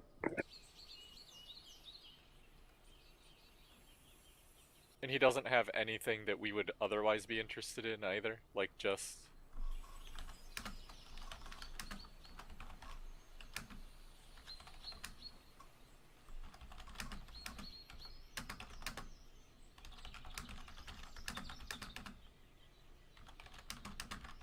Are there people in that house that need torturing? I don't know. I'm waiting for it to open up to me. Can't you see? Nope. Oh, Really? can't you see what that woman she been doing to me? It's a musical night for Sylvius. Yeah. Gonna take a freight train down to. So he The doesn't. station. Is Yeah, it the station? he's got some like spell components, probably like a bone, some powdered. Actually, what does he need for those spells?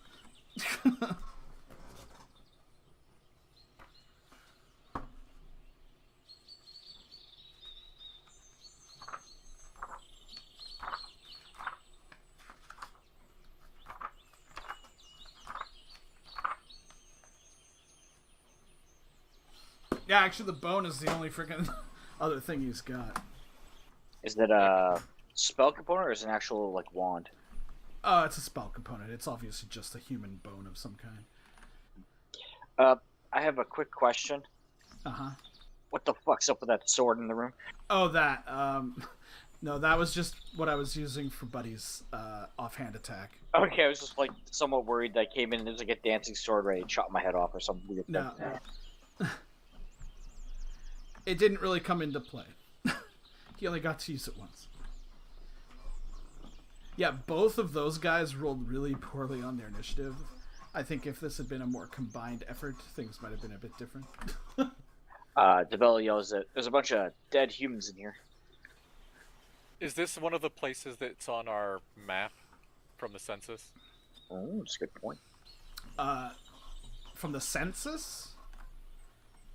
Edic doesn't remember it.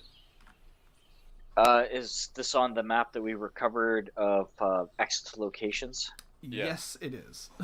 Ooh. Is there any labeling with it, or is this one of the mystery X's? Yeah, it's... It has some... It's not an X, it's got like a circle. Is there a legend on this map? Not as such.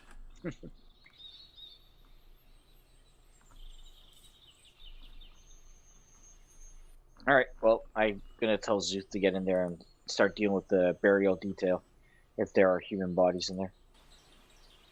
I can just leave it for the wolves. Somebody's got to come watch this orc guy, though.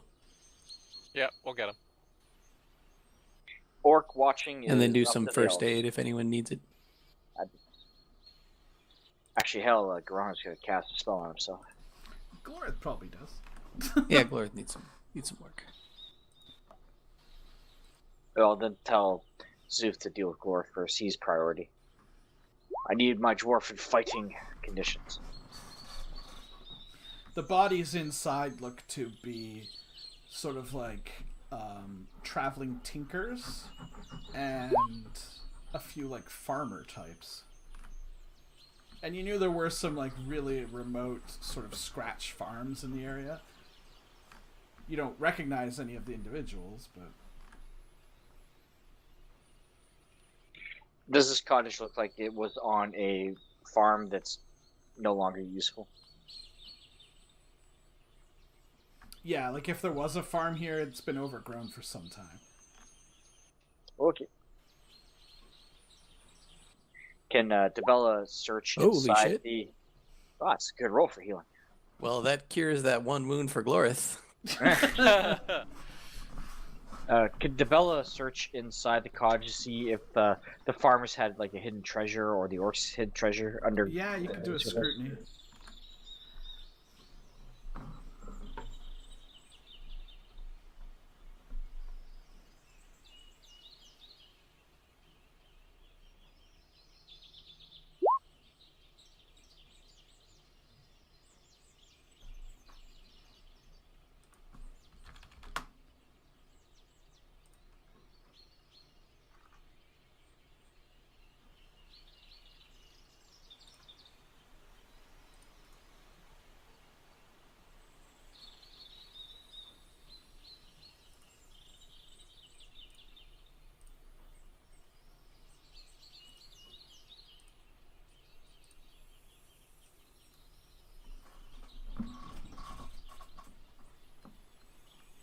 Let me take a quick break in a moment so I can take the dog out and whatnot.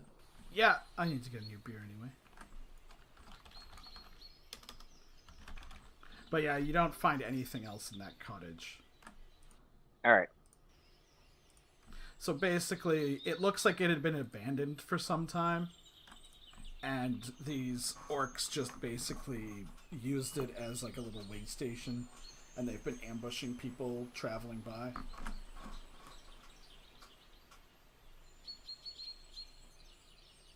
You could see, looking through the orc bodies, you could see some of them have the snakehead crests on them, but some of them have what look like dripping fangs instead, as like their clan symbol.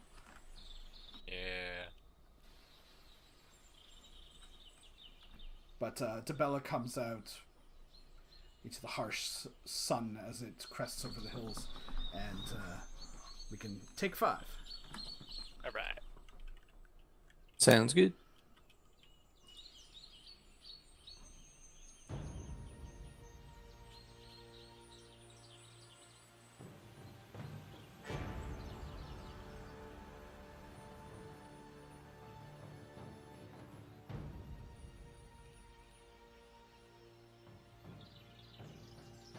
Are there other circles on the map?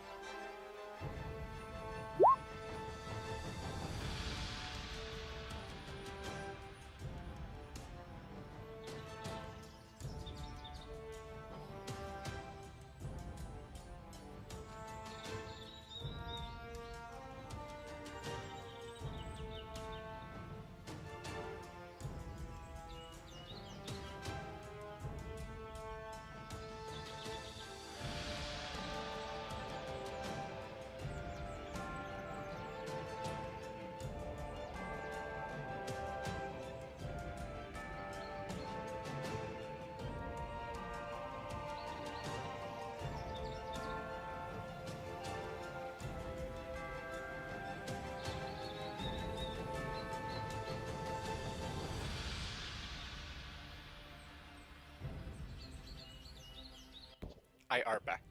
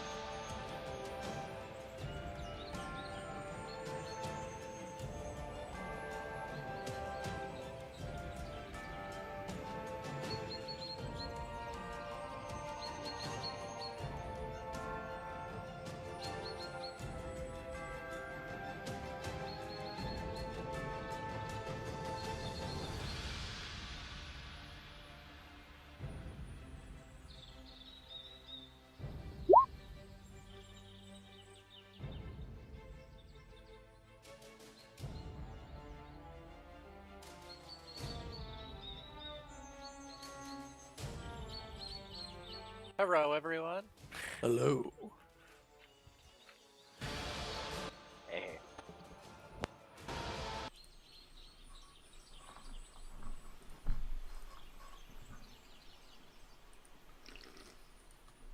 Right.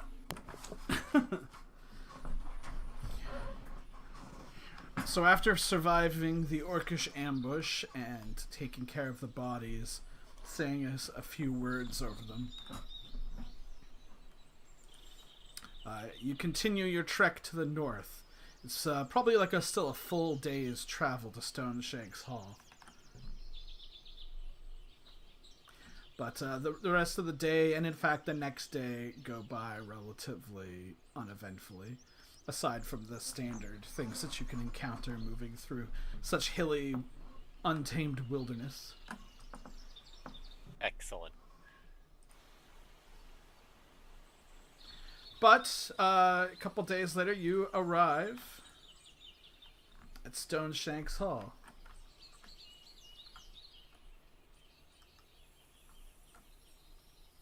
Do I learn anything from reading this guy's mind?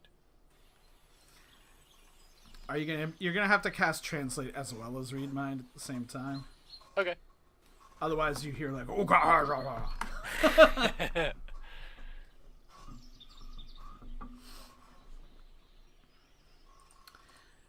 I mean, generally he's thinking about how to escape and like how he wants to kill and have his way with your bodies and things. Like you do. That sounds unpleasant. Yeah, well, you know, that's how orcs do. But you don't really get anything useful out of him. You know you're going to have some way to communicate to find out specific things. Okay. And when can I spend my polyglot, or whatever it is, BP?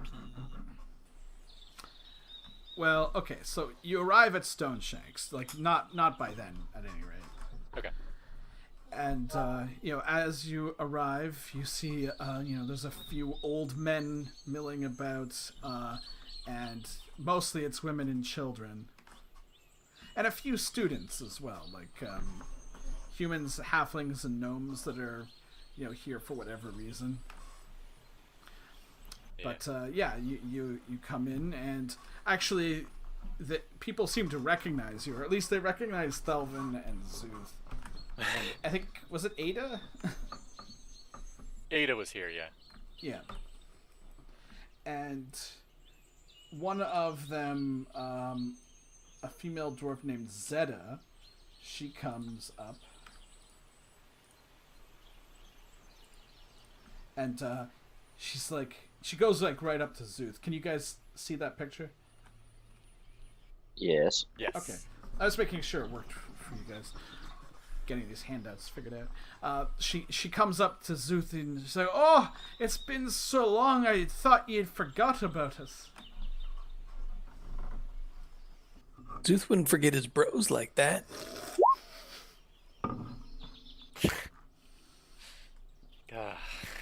Zeus.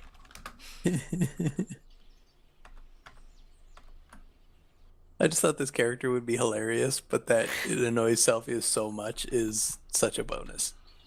It does make it nice. She's like, "Bros," like as if it's like a Calamoran or Merchant's Tongue word that she's unfamiliar with. Yeah, you know, like your pals, your friends, your tight compadres. Oh, like your clanmates. Yeah. Well, where are me manners then? You know, she invites you all in. And says that they'll, you know, they have some stew, you know, ready for you. Piping hot. With some fine rye bread. That's the way to do it. She may want to get our news before she gets too excited. Yeah, Zuth forgot about that. He was sucked into being bros. You guys get But seated. he also thinks it's good to do it over a warm meal to give that kind of news. Yeah, you're all seated around a table and served, you know, in wooden bowls, some hot stew with bread, and some dwarven ale, of course. I was about to ask to have dwarven ale. Thelvin and Edic both take man-sized tankards of that. And a few other dwarves are sitting at the table with you. Glorith as well. Yeah, they're all kind of probably looking at Glorith a bit. He starts making conversation. Yeah, remember he's a mountain dwarf and these guys are hill dwarves from far to the east. So even your dialects of Dwarven are somewhat different. Zuth will join in on the Dwarvish conversation because he speaks Dwarvish. But so does once, Lina, actually. As soon as if Lina talks in Dwarven, everyone goes quiet and glares at her. Which makes her only happier. In order to break the awkward silence, Zeta, you know, pushes her bowl forward, you know, mops up the last bit of gravy with her bread. It's like, so, actually, what the hell is your actual honorific? Zuth? Yeah. I don't even know. Caregiver, Calamar.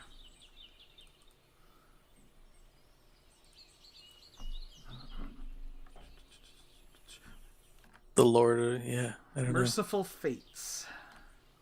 know. Yeah, there we go. You're still probably only rank 1. Probably. Like, because adventuring clerics tend to be pretty low rank. So you are Got what mad is, skills, but not a lot of political savvy. Clout, yeah. you are what is known as a gentle. Fitting. So it goes gentle, tender, helper, healer, counselor, soother, hope healer, and hope master. I really want you to be a tender. Oh, I'm already tender. As well, you know. Yeah. So she's like, gentle Zuth, what can you tell us of our menfolk? Have you found anything? The fact that they are not with you, leads me to think the worst. So Zuth will get a sad look on his face and say, "Yes, we do bring some grim tidings," and whoever has the letters, he'll have them bring them out. Tell Lena. the story. Tell the story of what we found and what we did. Selena just dumps them on the table. Not aggrily, but she's not too genteel. So Zeta takes the backpack. Does this include the journal as well? Should it? What did we? I'm sure we would have all agreed on something. I have no Probably, idea. right? Yeah, I think so. I don't Because remember the what was journal in the was journal. just like it was just like what they had been doing and shit, right? It Yeah, didn't it's not have like we're any gonna keep it. strategic Yeah. information. I Yeah, mean, you we'll give didn't that to him. scan it for cryptograms or anything, but yeah, they're thinking about it. Well, I mean, she'll sort of thumb through everything, and she'll find a letter that's addressed to her, and she opens it and starts reading it, and you can see tears brimming in her eyes. And she basically passes the rest of the bag, aside from the journal, to one of the other dwarves. It says, "Make sure everyone gets what's for them."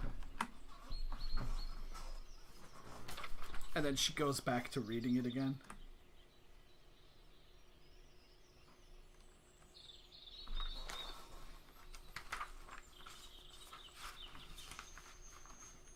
And yeah, they distribute letter, and you see dwarves looking at letters, and there's a very palpable feeling of sadness in here. As I don't know who's actually doing the storytelling. Is it Zuth? Seems to be the way. So as Zuth is explaining what happened, and there's by orcs, ogres, no. After all of this, that's what it came to.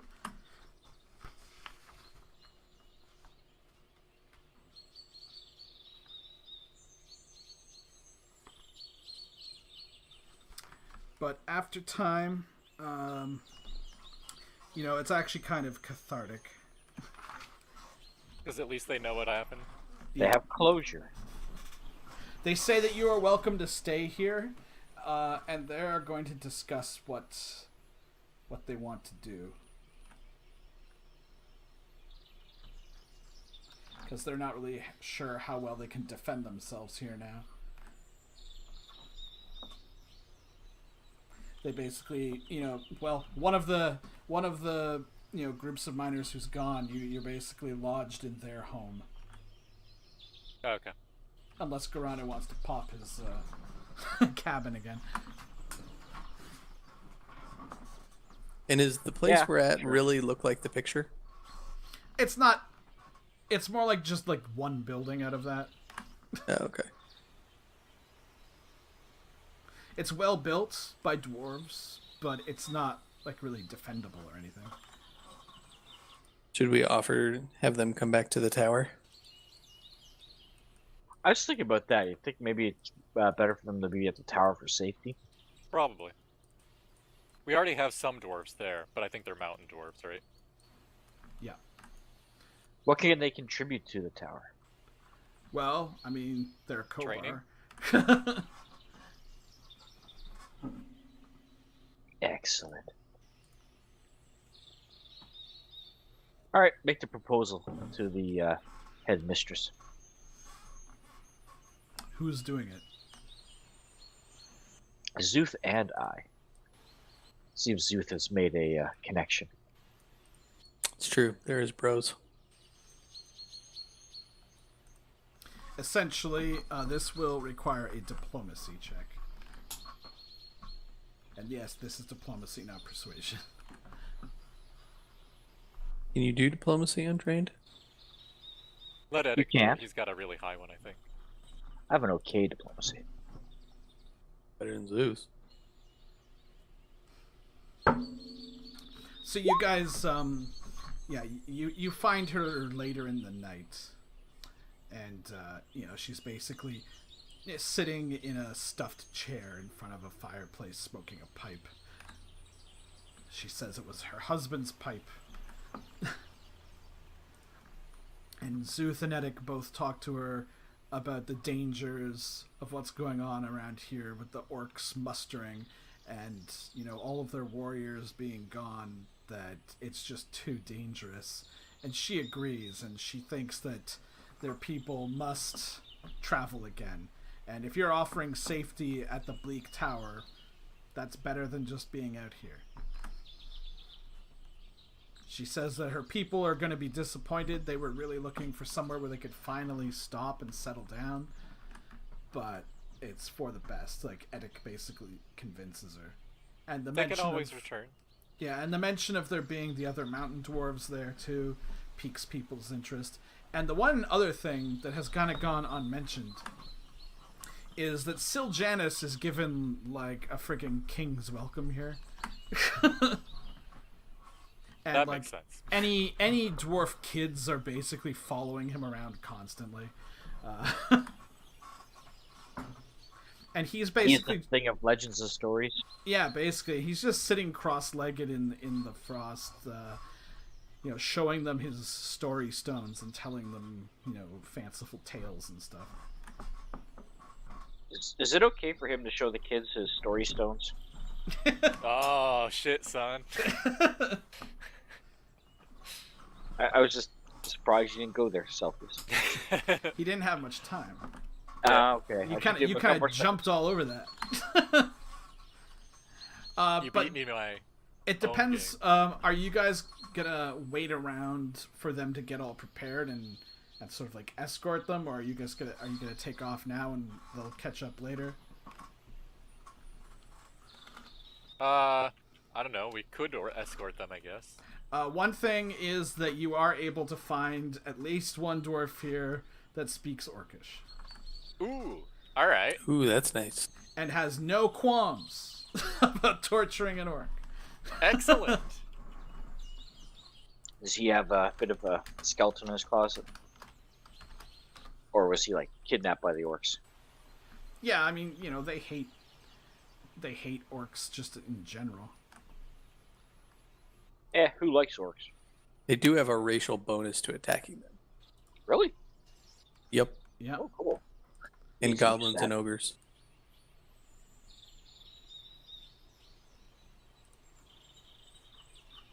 +6 defense versus giants, ogres, and trolls. +2 attack versus goblins, orcs, and hobgoblins. Interesting. Yeah, his name is Boric. All right. Then let's torture this guy. Torture and mind read. Or So- should... He's like, we could take him to the secret caves. Ooh, that sounds awesome. You guys have secret caves.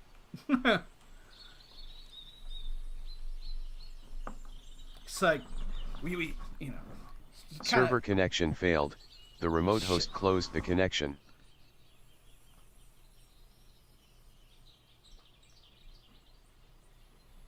Connected.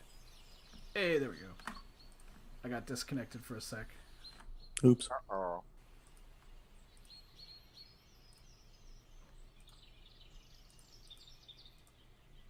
So tell me more about these secret caves where we can torture this orc. Well, you know, we teach all sorts of things at this Kobar. That's what I'm talking about, motherfucker.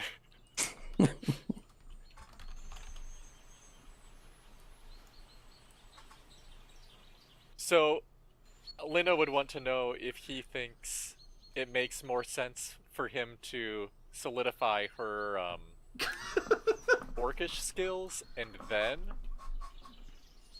to torture, or what? Yeah, that would probably. I mean, that would probably make sense. Because I mean, the thing is, you only need to speak it in order to tell the orc stuff. If you cast translate, you can just understand it anyway. But here's what I would say is that you and Boric, bonding over torturing this orc and extracting the information via the translate spell and him talking will be enough for you to use your talent to get the language. Excellent. Awesome. I like this guy. Clean, wholesome family fun. Yeah.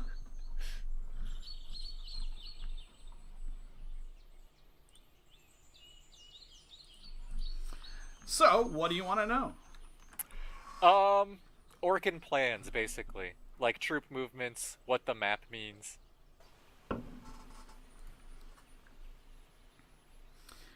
It says that Snakehead clan is part.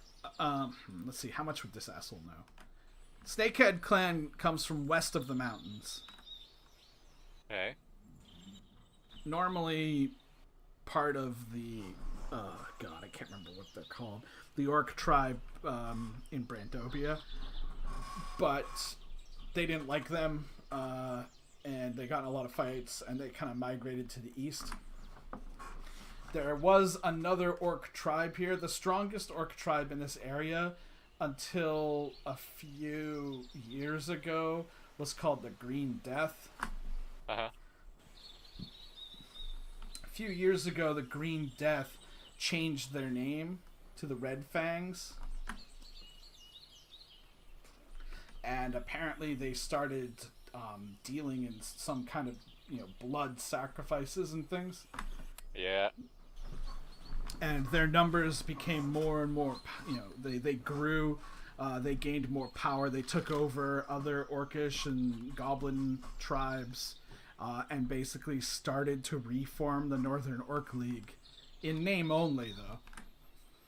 And Snakehead tribe is specialized in scouting, and so the Red Fangs leader sent them to scout, get intelligence. So the map is essentially, places ripe for attack that they have found for when the Grand Army comes through. And he boasts that the Grand Army is coming soon. Okay. Alright. Can I have Ada run and tell Eddic all of this and ask Eddic if there's anything he wants to know from this orc? So Eddic and Thelvin, and probably Garanu, are sitting around drinking. Yeah, she's gonna pull Eddic off by himself. Yeah, and you see Ada come in and motion towards Laura's probably Eddic. drinking too, but with the dwarves. Yeah, I think probably Glorth and Siljanis get a lot more attention than everybody else. Makes sense.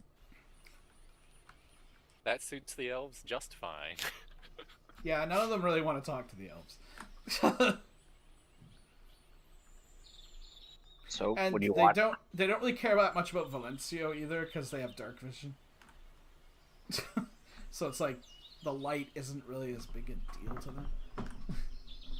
Yeah, that makes sense.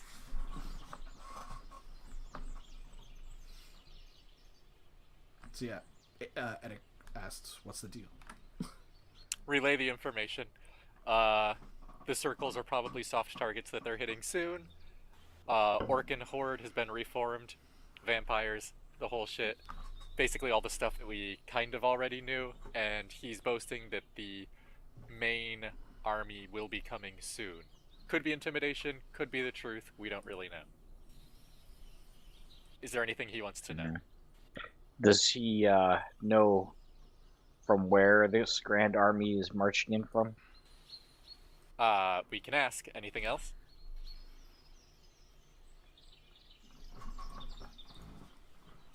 This, I wasn't necessarily listening, but do we have? Oh, nice. I was distracted by things. Anyhow, do we even know like why these orcs have all gotten together? Like, Yeah. Okay, it's just like the vampires leading them, or what? Yes. All right. Yep, and that's exactly what he was talking to me about too. All right. Good. And it's not just orcs; it's orcs, goblins, and other associated Other things, guys. yeah. Yeah. Other green things. Yeah. Unless you can give me like actual. Actually, can you find out how many, if any, spellcasters and whatnot as well, if they have that? If he has that knowledge. I'm guessing most vampires can cast spells. Yeah, or at but I'm least also have... worried about like, because just having a bunch of those assholes with bone sticks casting fear in the lines would just turn an entire army. Dude, that is a level 1 cleric spell. Exactly. I'm just trying to get a. Actually, the one he hit you with was a level 3 cleric spell, but still. Yeah, we'll ask. We'll try to get the army first, and then we'll work on spellcasting abilities. And extraneous creatures, actually.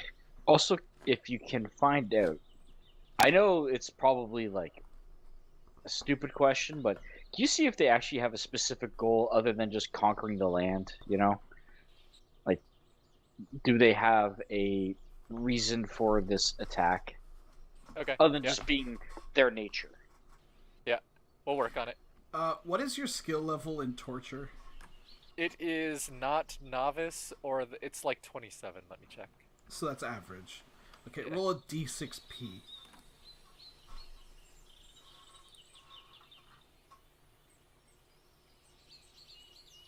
Oop, that D is in the wrong place. I've heard that before. That D is in the wrong place. I thought it was funny. Alright, so you managed to only do 1 point of damage from that torture session. And yes, the torture is 26. Now, you do know that you have to wait a day between torture sessions. Yeah, I mean, we're waiting for them to gather everything up, so I figure we have another day, at least, right?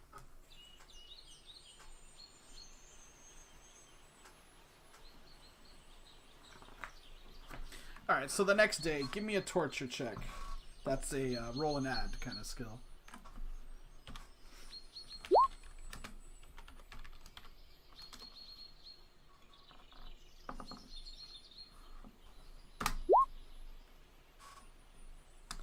Now we have some modifiers. Subject is imprisoned or confined in a manner such that escape seems hopeless. Yes. Subject witnessed butchering or maiming of associates or comrades. Yes. Yep. So plus 40. So it's 90. So.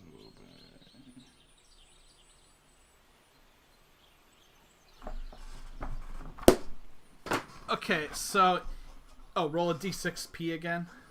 Okay. So he says he doesn't know, you know, what's up with all the big muckety mucks. He's just a fucking orc.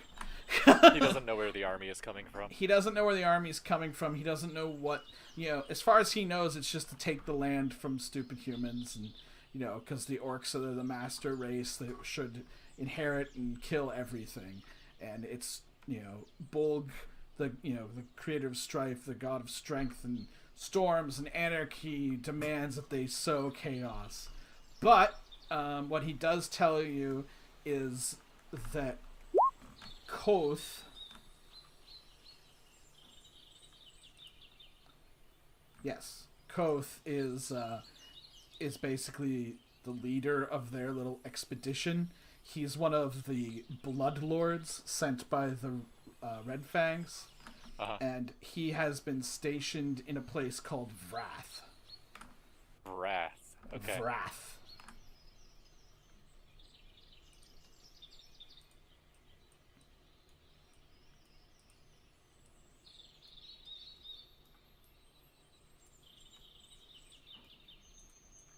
That's all he can really tell you today. Okay. I think that's probably honestly enough information. Can you point on the map where that place is? Or is that asking too much? He does. Yeah, he doesn't know. Okay. He doesn't know how maps work. Foul sorcery. I don't know. Does Boric want to take care of him? I think that he's outlived his usefulness at this point. Boric is like, I would be pleased to take care of. Do the Aw. honors, my friend. Lena made a friend. When Lena leaves, all she can hear is and like knives being sharpened. Well, she might not even leave. She might hang around and try to get pointers. The thing is, Boric, he's got, he's probably there's some horror. Yeah, he's missing an arm. Like he can't really be like a warrior. Yeah. That's why he was left here. So his arm was lost to an orc, so he takes it very personally. Oh, okay. Does he want Lena to leave while he exacts his revenge?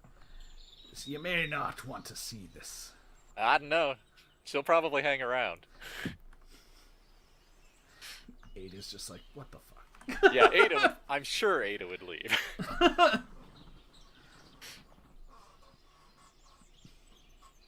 So again, Edic is probably back drinking with Thelvin and sees Ada come out and just give him a look. I just, well, that's one less orc. So the next few days pass. Zeta manages to convince everyone that they need to move, and the talk of the orcs, like they all kind of expected this, and almost like they already kind of had their bug out bags made. Yeah. But yeah, they get most of their possessions put on wagons that are being pulled by mules. And the thing is, even though they had built a small community here, they don't really have much in the way of belongings. They've been on the run for like decades. Oh, wow. Okay. So basically you end up bringing this entire caravan to the south. Cool. There's probably maybe like 40 of them or so. That's pretty beefy. Nice. It's a good size. Yeah, mind you, they're all pretty much civilians. Still. And a few like random adventurers that were training at the Kobar at the time. But they can start a new Kobar near the tower. Yeah. So what with the wagons and all the civilians and everything, it takes probably like 3 or 4 days to return to the Bleak Tower. Okay. Yeah, actually, screw that.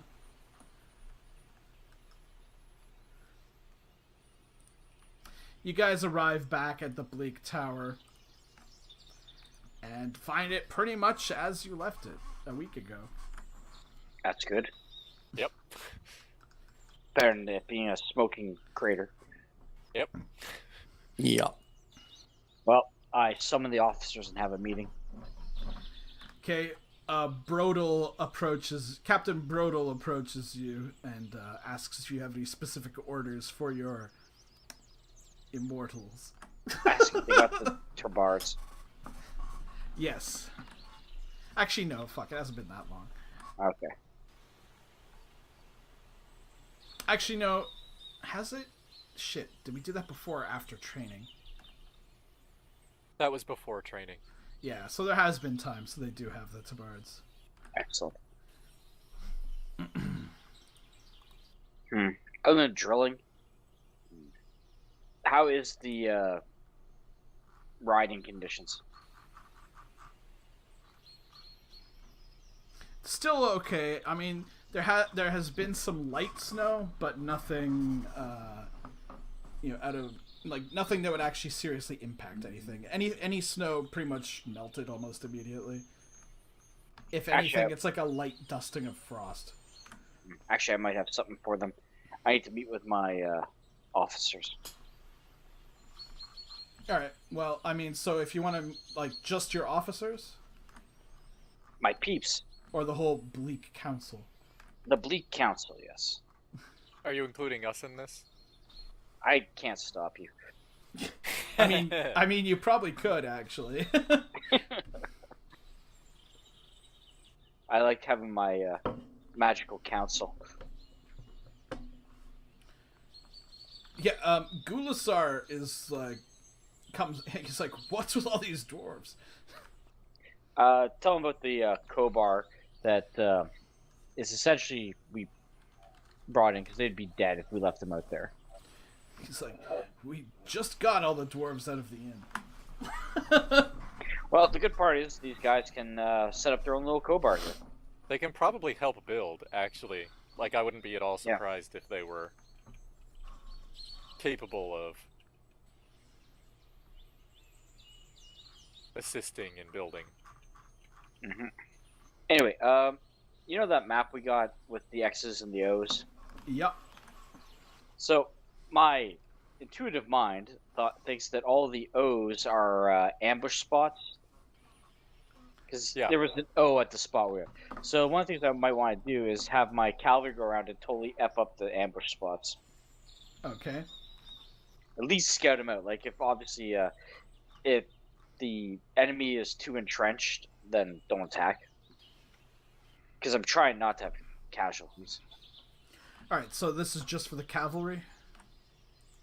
Yeah.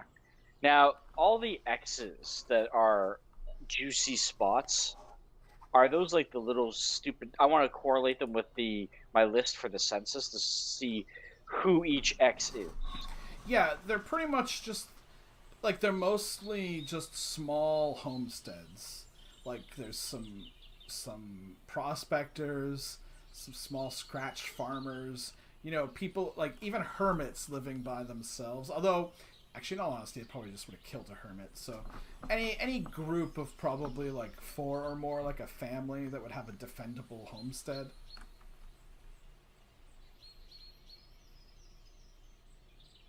So most of them are just, like, farmers, basically. Or other types that live, you know, that live this far in the woods for whatever reason. Yeah, so... Many of which are very individualistic and possibly crazy, and you had much difficulty getting census information from them. And God knows what'll happen when you ask for taxes. Well, I kind of wanted to get the word out to all of them that they are being targeted by orcs, and that there is safety here. Even if they want to start making the road back to Frander's Keepway, they can do that. Because Curate Osbert asks, is there safety here? We don't have room to hold all these people. And living out in tents, we saw what happened to the villain's luck before. Yeah. No, I don't want the extra mouths to have to feed and defend, but I want them to know what's coming their way. And then they can flee if they want. I just don't want to have to be bogged down by refugees. Send them towards the Earl. I'm sure he'll love them. And it's that... Who do you want to do this? You've got the cavalry, but if you want to send them to go take out the ambush spots, you've got the regulars, you've got the conscripts, you've got the dwarves. We also have, like, adventurers, right? We could hire some people. There are adventurers, yeah. Yeah, I want to send the adventurers out to do it.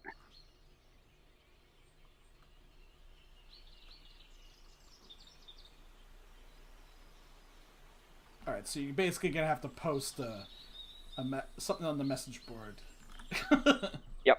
I get the old herald to go outside and you know, put in the news.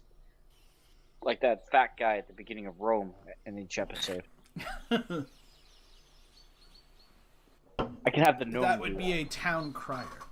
Yeah, that's the word I was looking for. I asked the gnome, was the gnome or halfling bard? The bard? He's a halfling. I get him to do it. He's been sitting all chummy with, what's his name? With Gulzamak. That guy.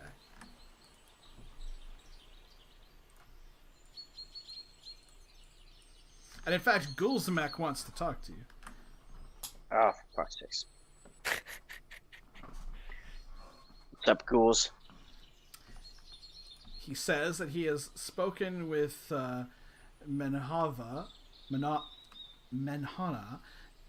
and has come up with quotes for selling most of these sundries in your cart. Yes. What I did was I was informed by Zula that our cart is essentially about to break under the weight of the shit we have in it. So Nice.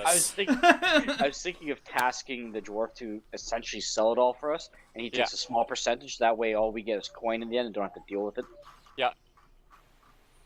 Because a lot of it is just crap. Like it's has value, but it's overall crap. Yeah. Yeah, No, so totally fine with that. I haven't actually physically gone through and figured it out, but in game he has. All right. You'll see a lot of it is for sale at her shop.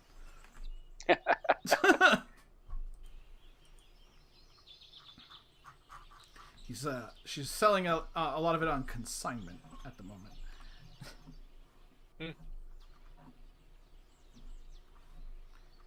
And yeah, he also mentions that he and Give have been, talking about your exploits and things. And he thought there was also some interesting knowledge that you might want to know.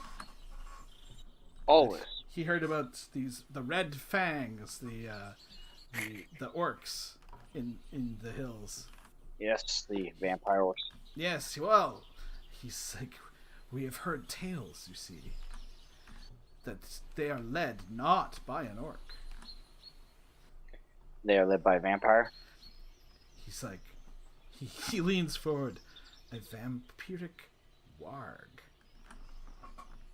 That's gotta be full of So shit. weird. That is actually kind of interesting. Are you pulling my leg? No, that is what we have heard, at any rate. It could just be the talk of soldiers and escaped slaves, but I don't know. It has a ring of truth to it. He twirls his mustache. I turned to Luna. I'm like, do you have any knowledge of a vampiric warg? Should I roll monster lore? Arcane? Yeah. Monster.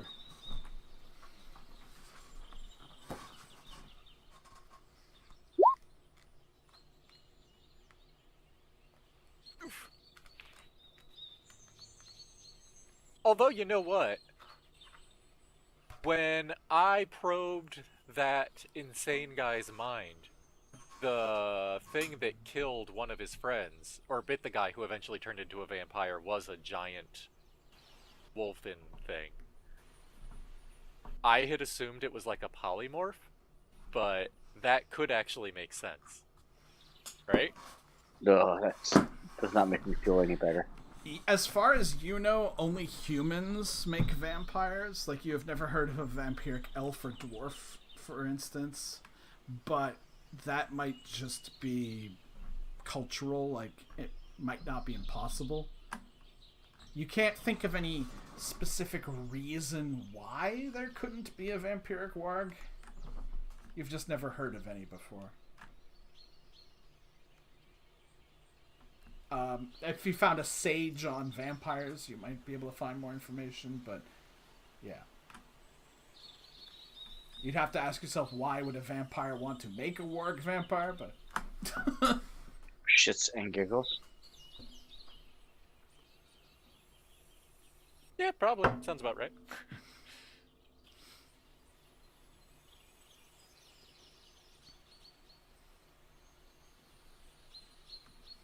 I will say one thing. If you are going over the maps and everything, are you also going over the intelligence you gained from the orc prisoner?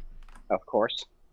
Okay, so if you mention Vrath, Yes. again, Give, the halfling, mentions that there is... He knows of a...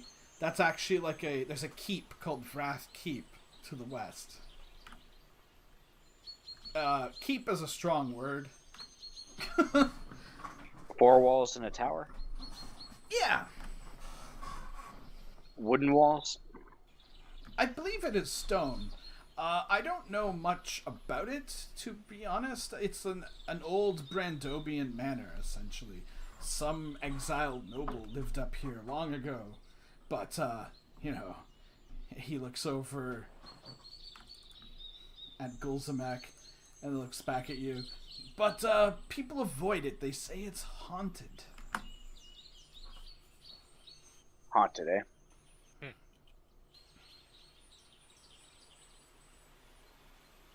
Ugh.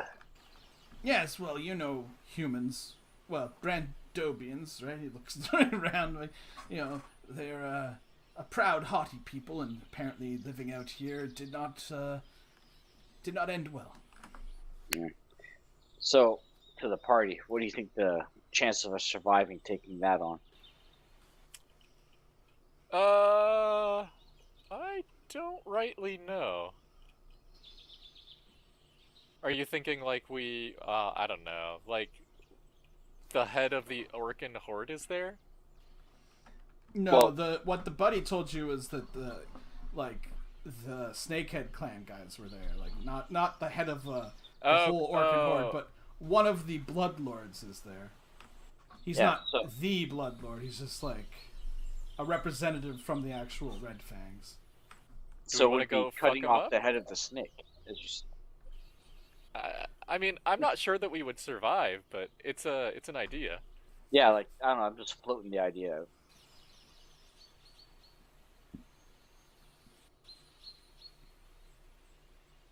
And it could be haunted. What does Zuth have to say?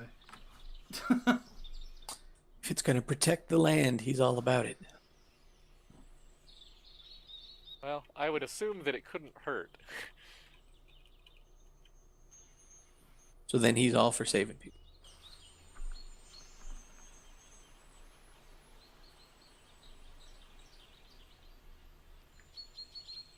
Siljanus says that if the orcs are in the numbers that you're reporting, he is going to head back to his people and see if he can get some allies to help. It will be difficult, but he's going to try. There's also that. Even a couple more would be helpful. Yeah. Like one more would be amazing. Like.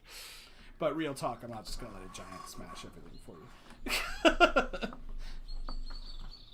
Yeah, I was wondering if we could just like bring him along and have him cruise through and kill everything. That was the other thing I was going to throw in. Would it make more sense for us to either take that fort or to do a diplomatic mission to get as many giants as we can get? That is something we could do, I suppose. It seems like my only concern with that would be, from talking to Buddy, it sounds like us being there may actually be more harm than good. See, that's what I'm worried about, because, you know, we're pretty much the masters of diplomatic incidents. Although, we do actually have, like, fairly good persuasive skills. Yeah, but we always seem to fuck it up somehow. Yeah.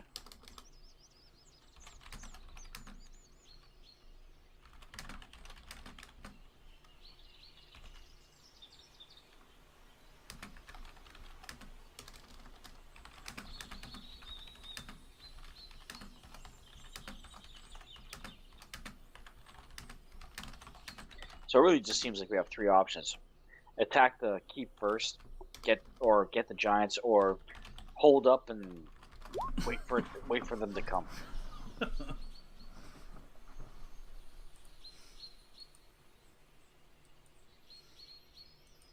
Holding up and waiting seems like a bad idea. I agree.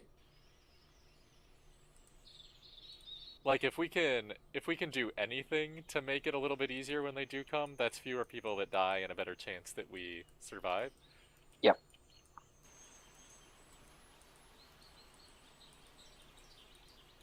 Yeah, the longer we can kind of delay them, set them back, or kill more of them, we're probably better off.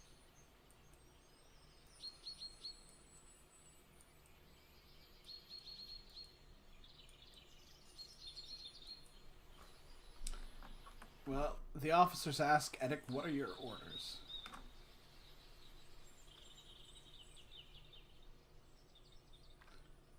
like you want to send the cavalry to the ambush points and hire adventurers to disseminate the information. What do you want the rest of the infantry to do? Just like stay in defensive positions around the tower? The infantry, yes. I'm deciding whether, like, fuck. If I actually knew which way the army was coming from, and I had the manpower, I would slow down the orc army by like poisoning the wells and stuff in between them and us. Well, I mean, it's probably to the north. That's yeah. Yeah, I know. Yeah. I don't know. I kind of want a horde of giants on our side.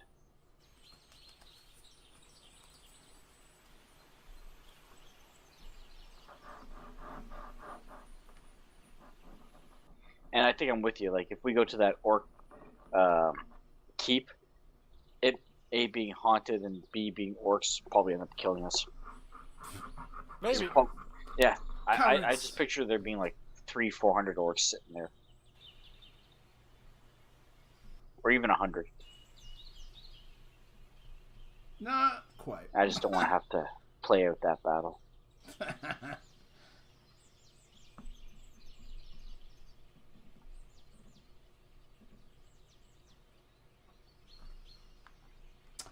Well, I guess what we could do is you could mull over it for the week. It's like 10 to 10 right now. We could just end it at this. Yeah, it might be a good time to call it. Because in theory, your characters have like an entire day or two of talking. So, And does anyone have to train? None of my people do. No, I don't. Zuth does. It's getting to a point where we don't have time to train. Yeah, it's sad.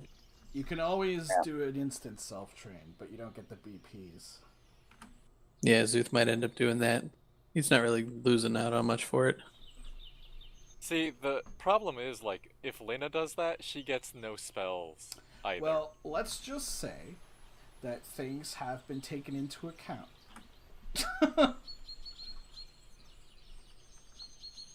And there may be other ways to get BPs and spells coming up. Alright, alright.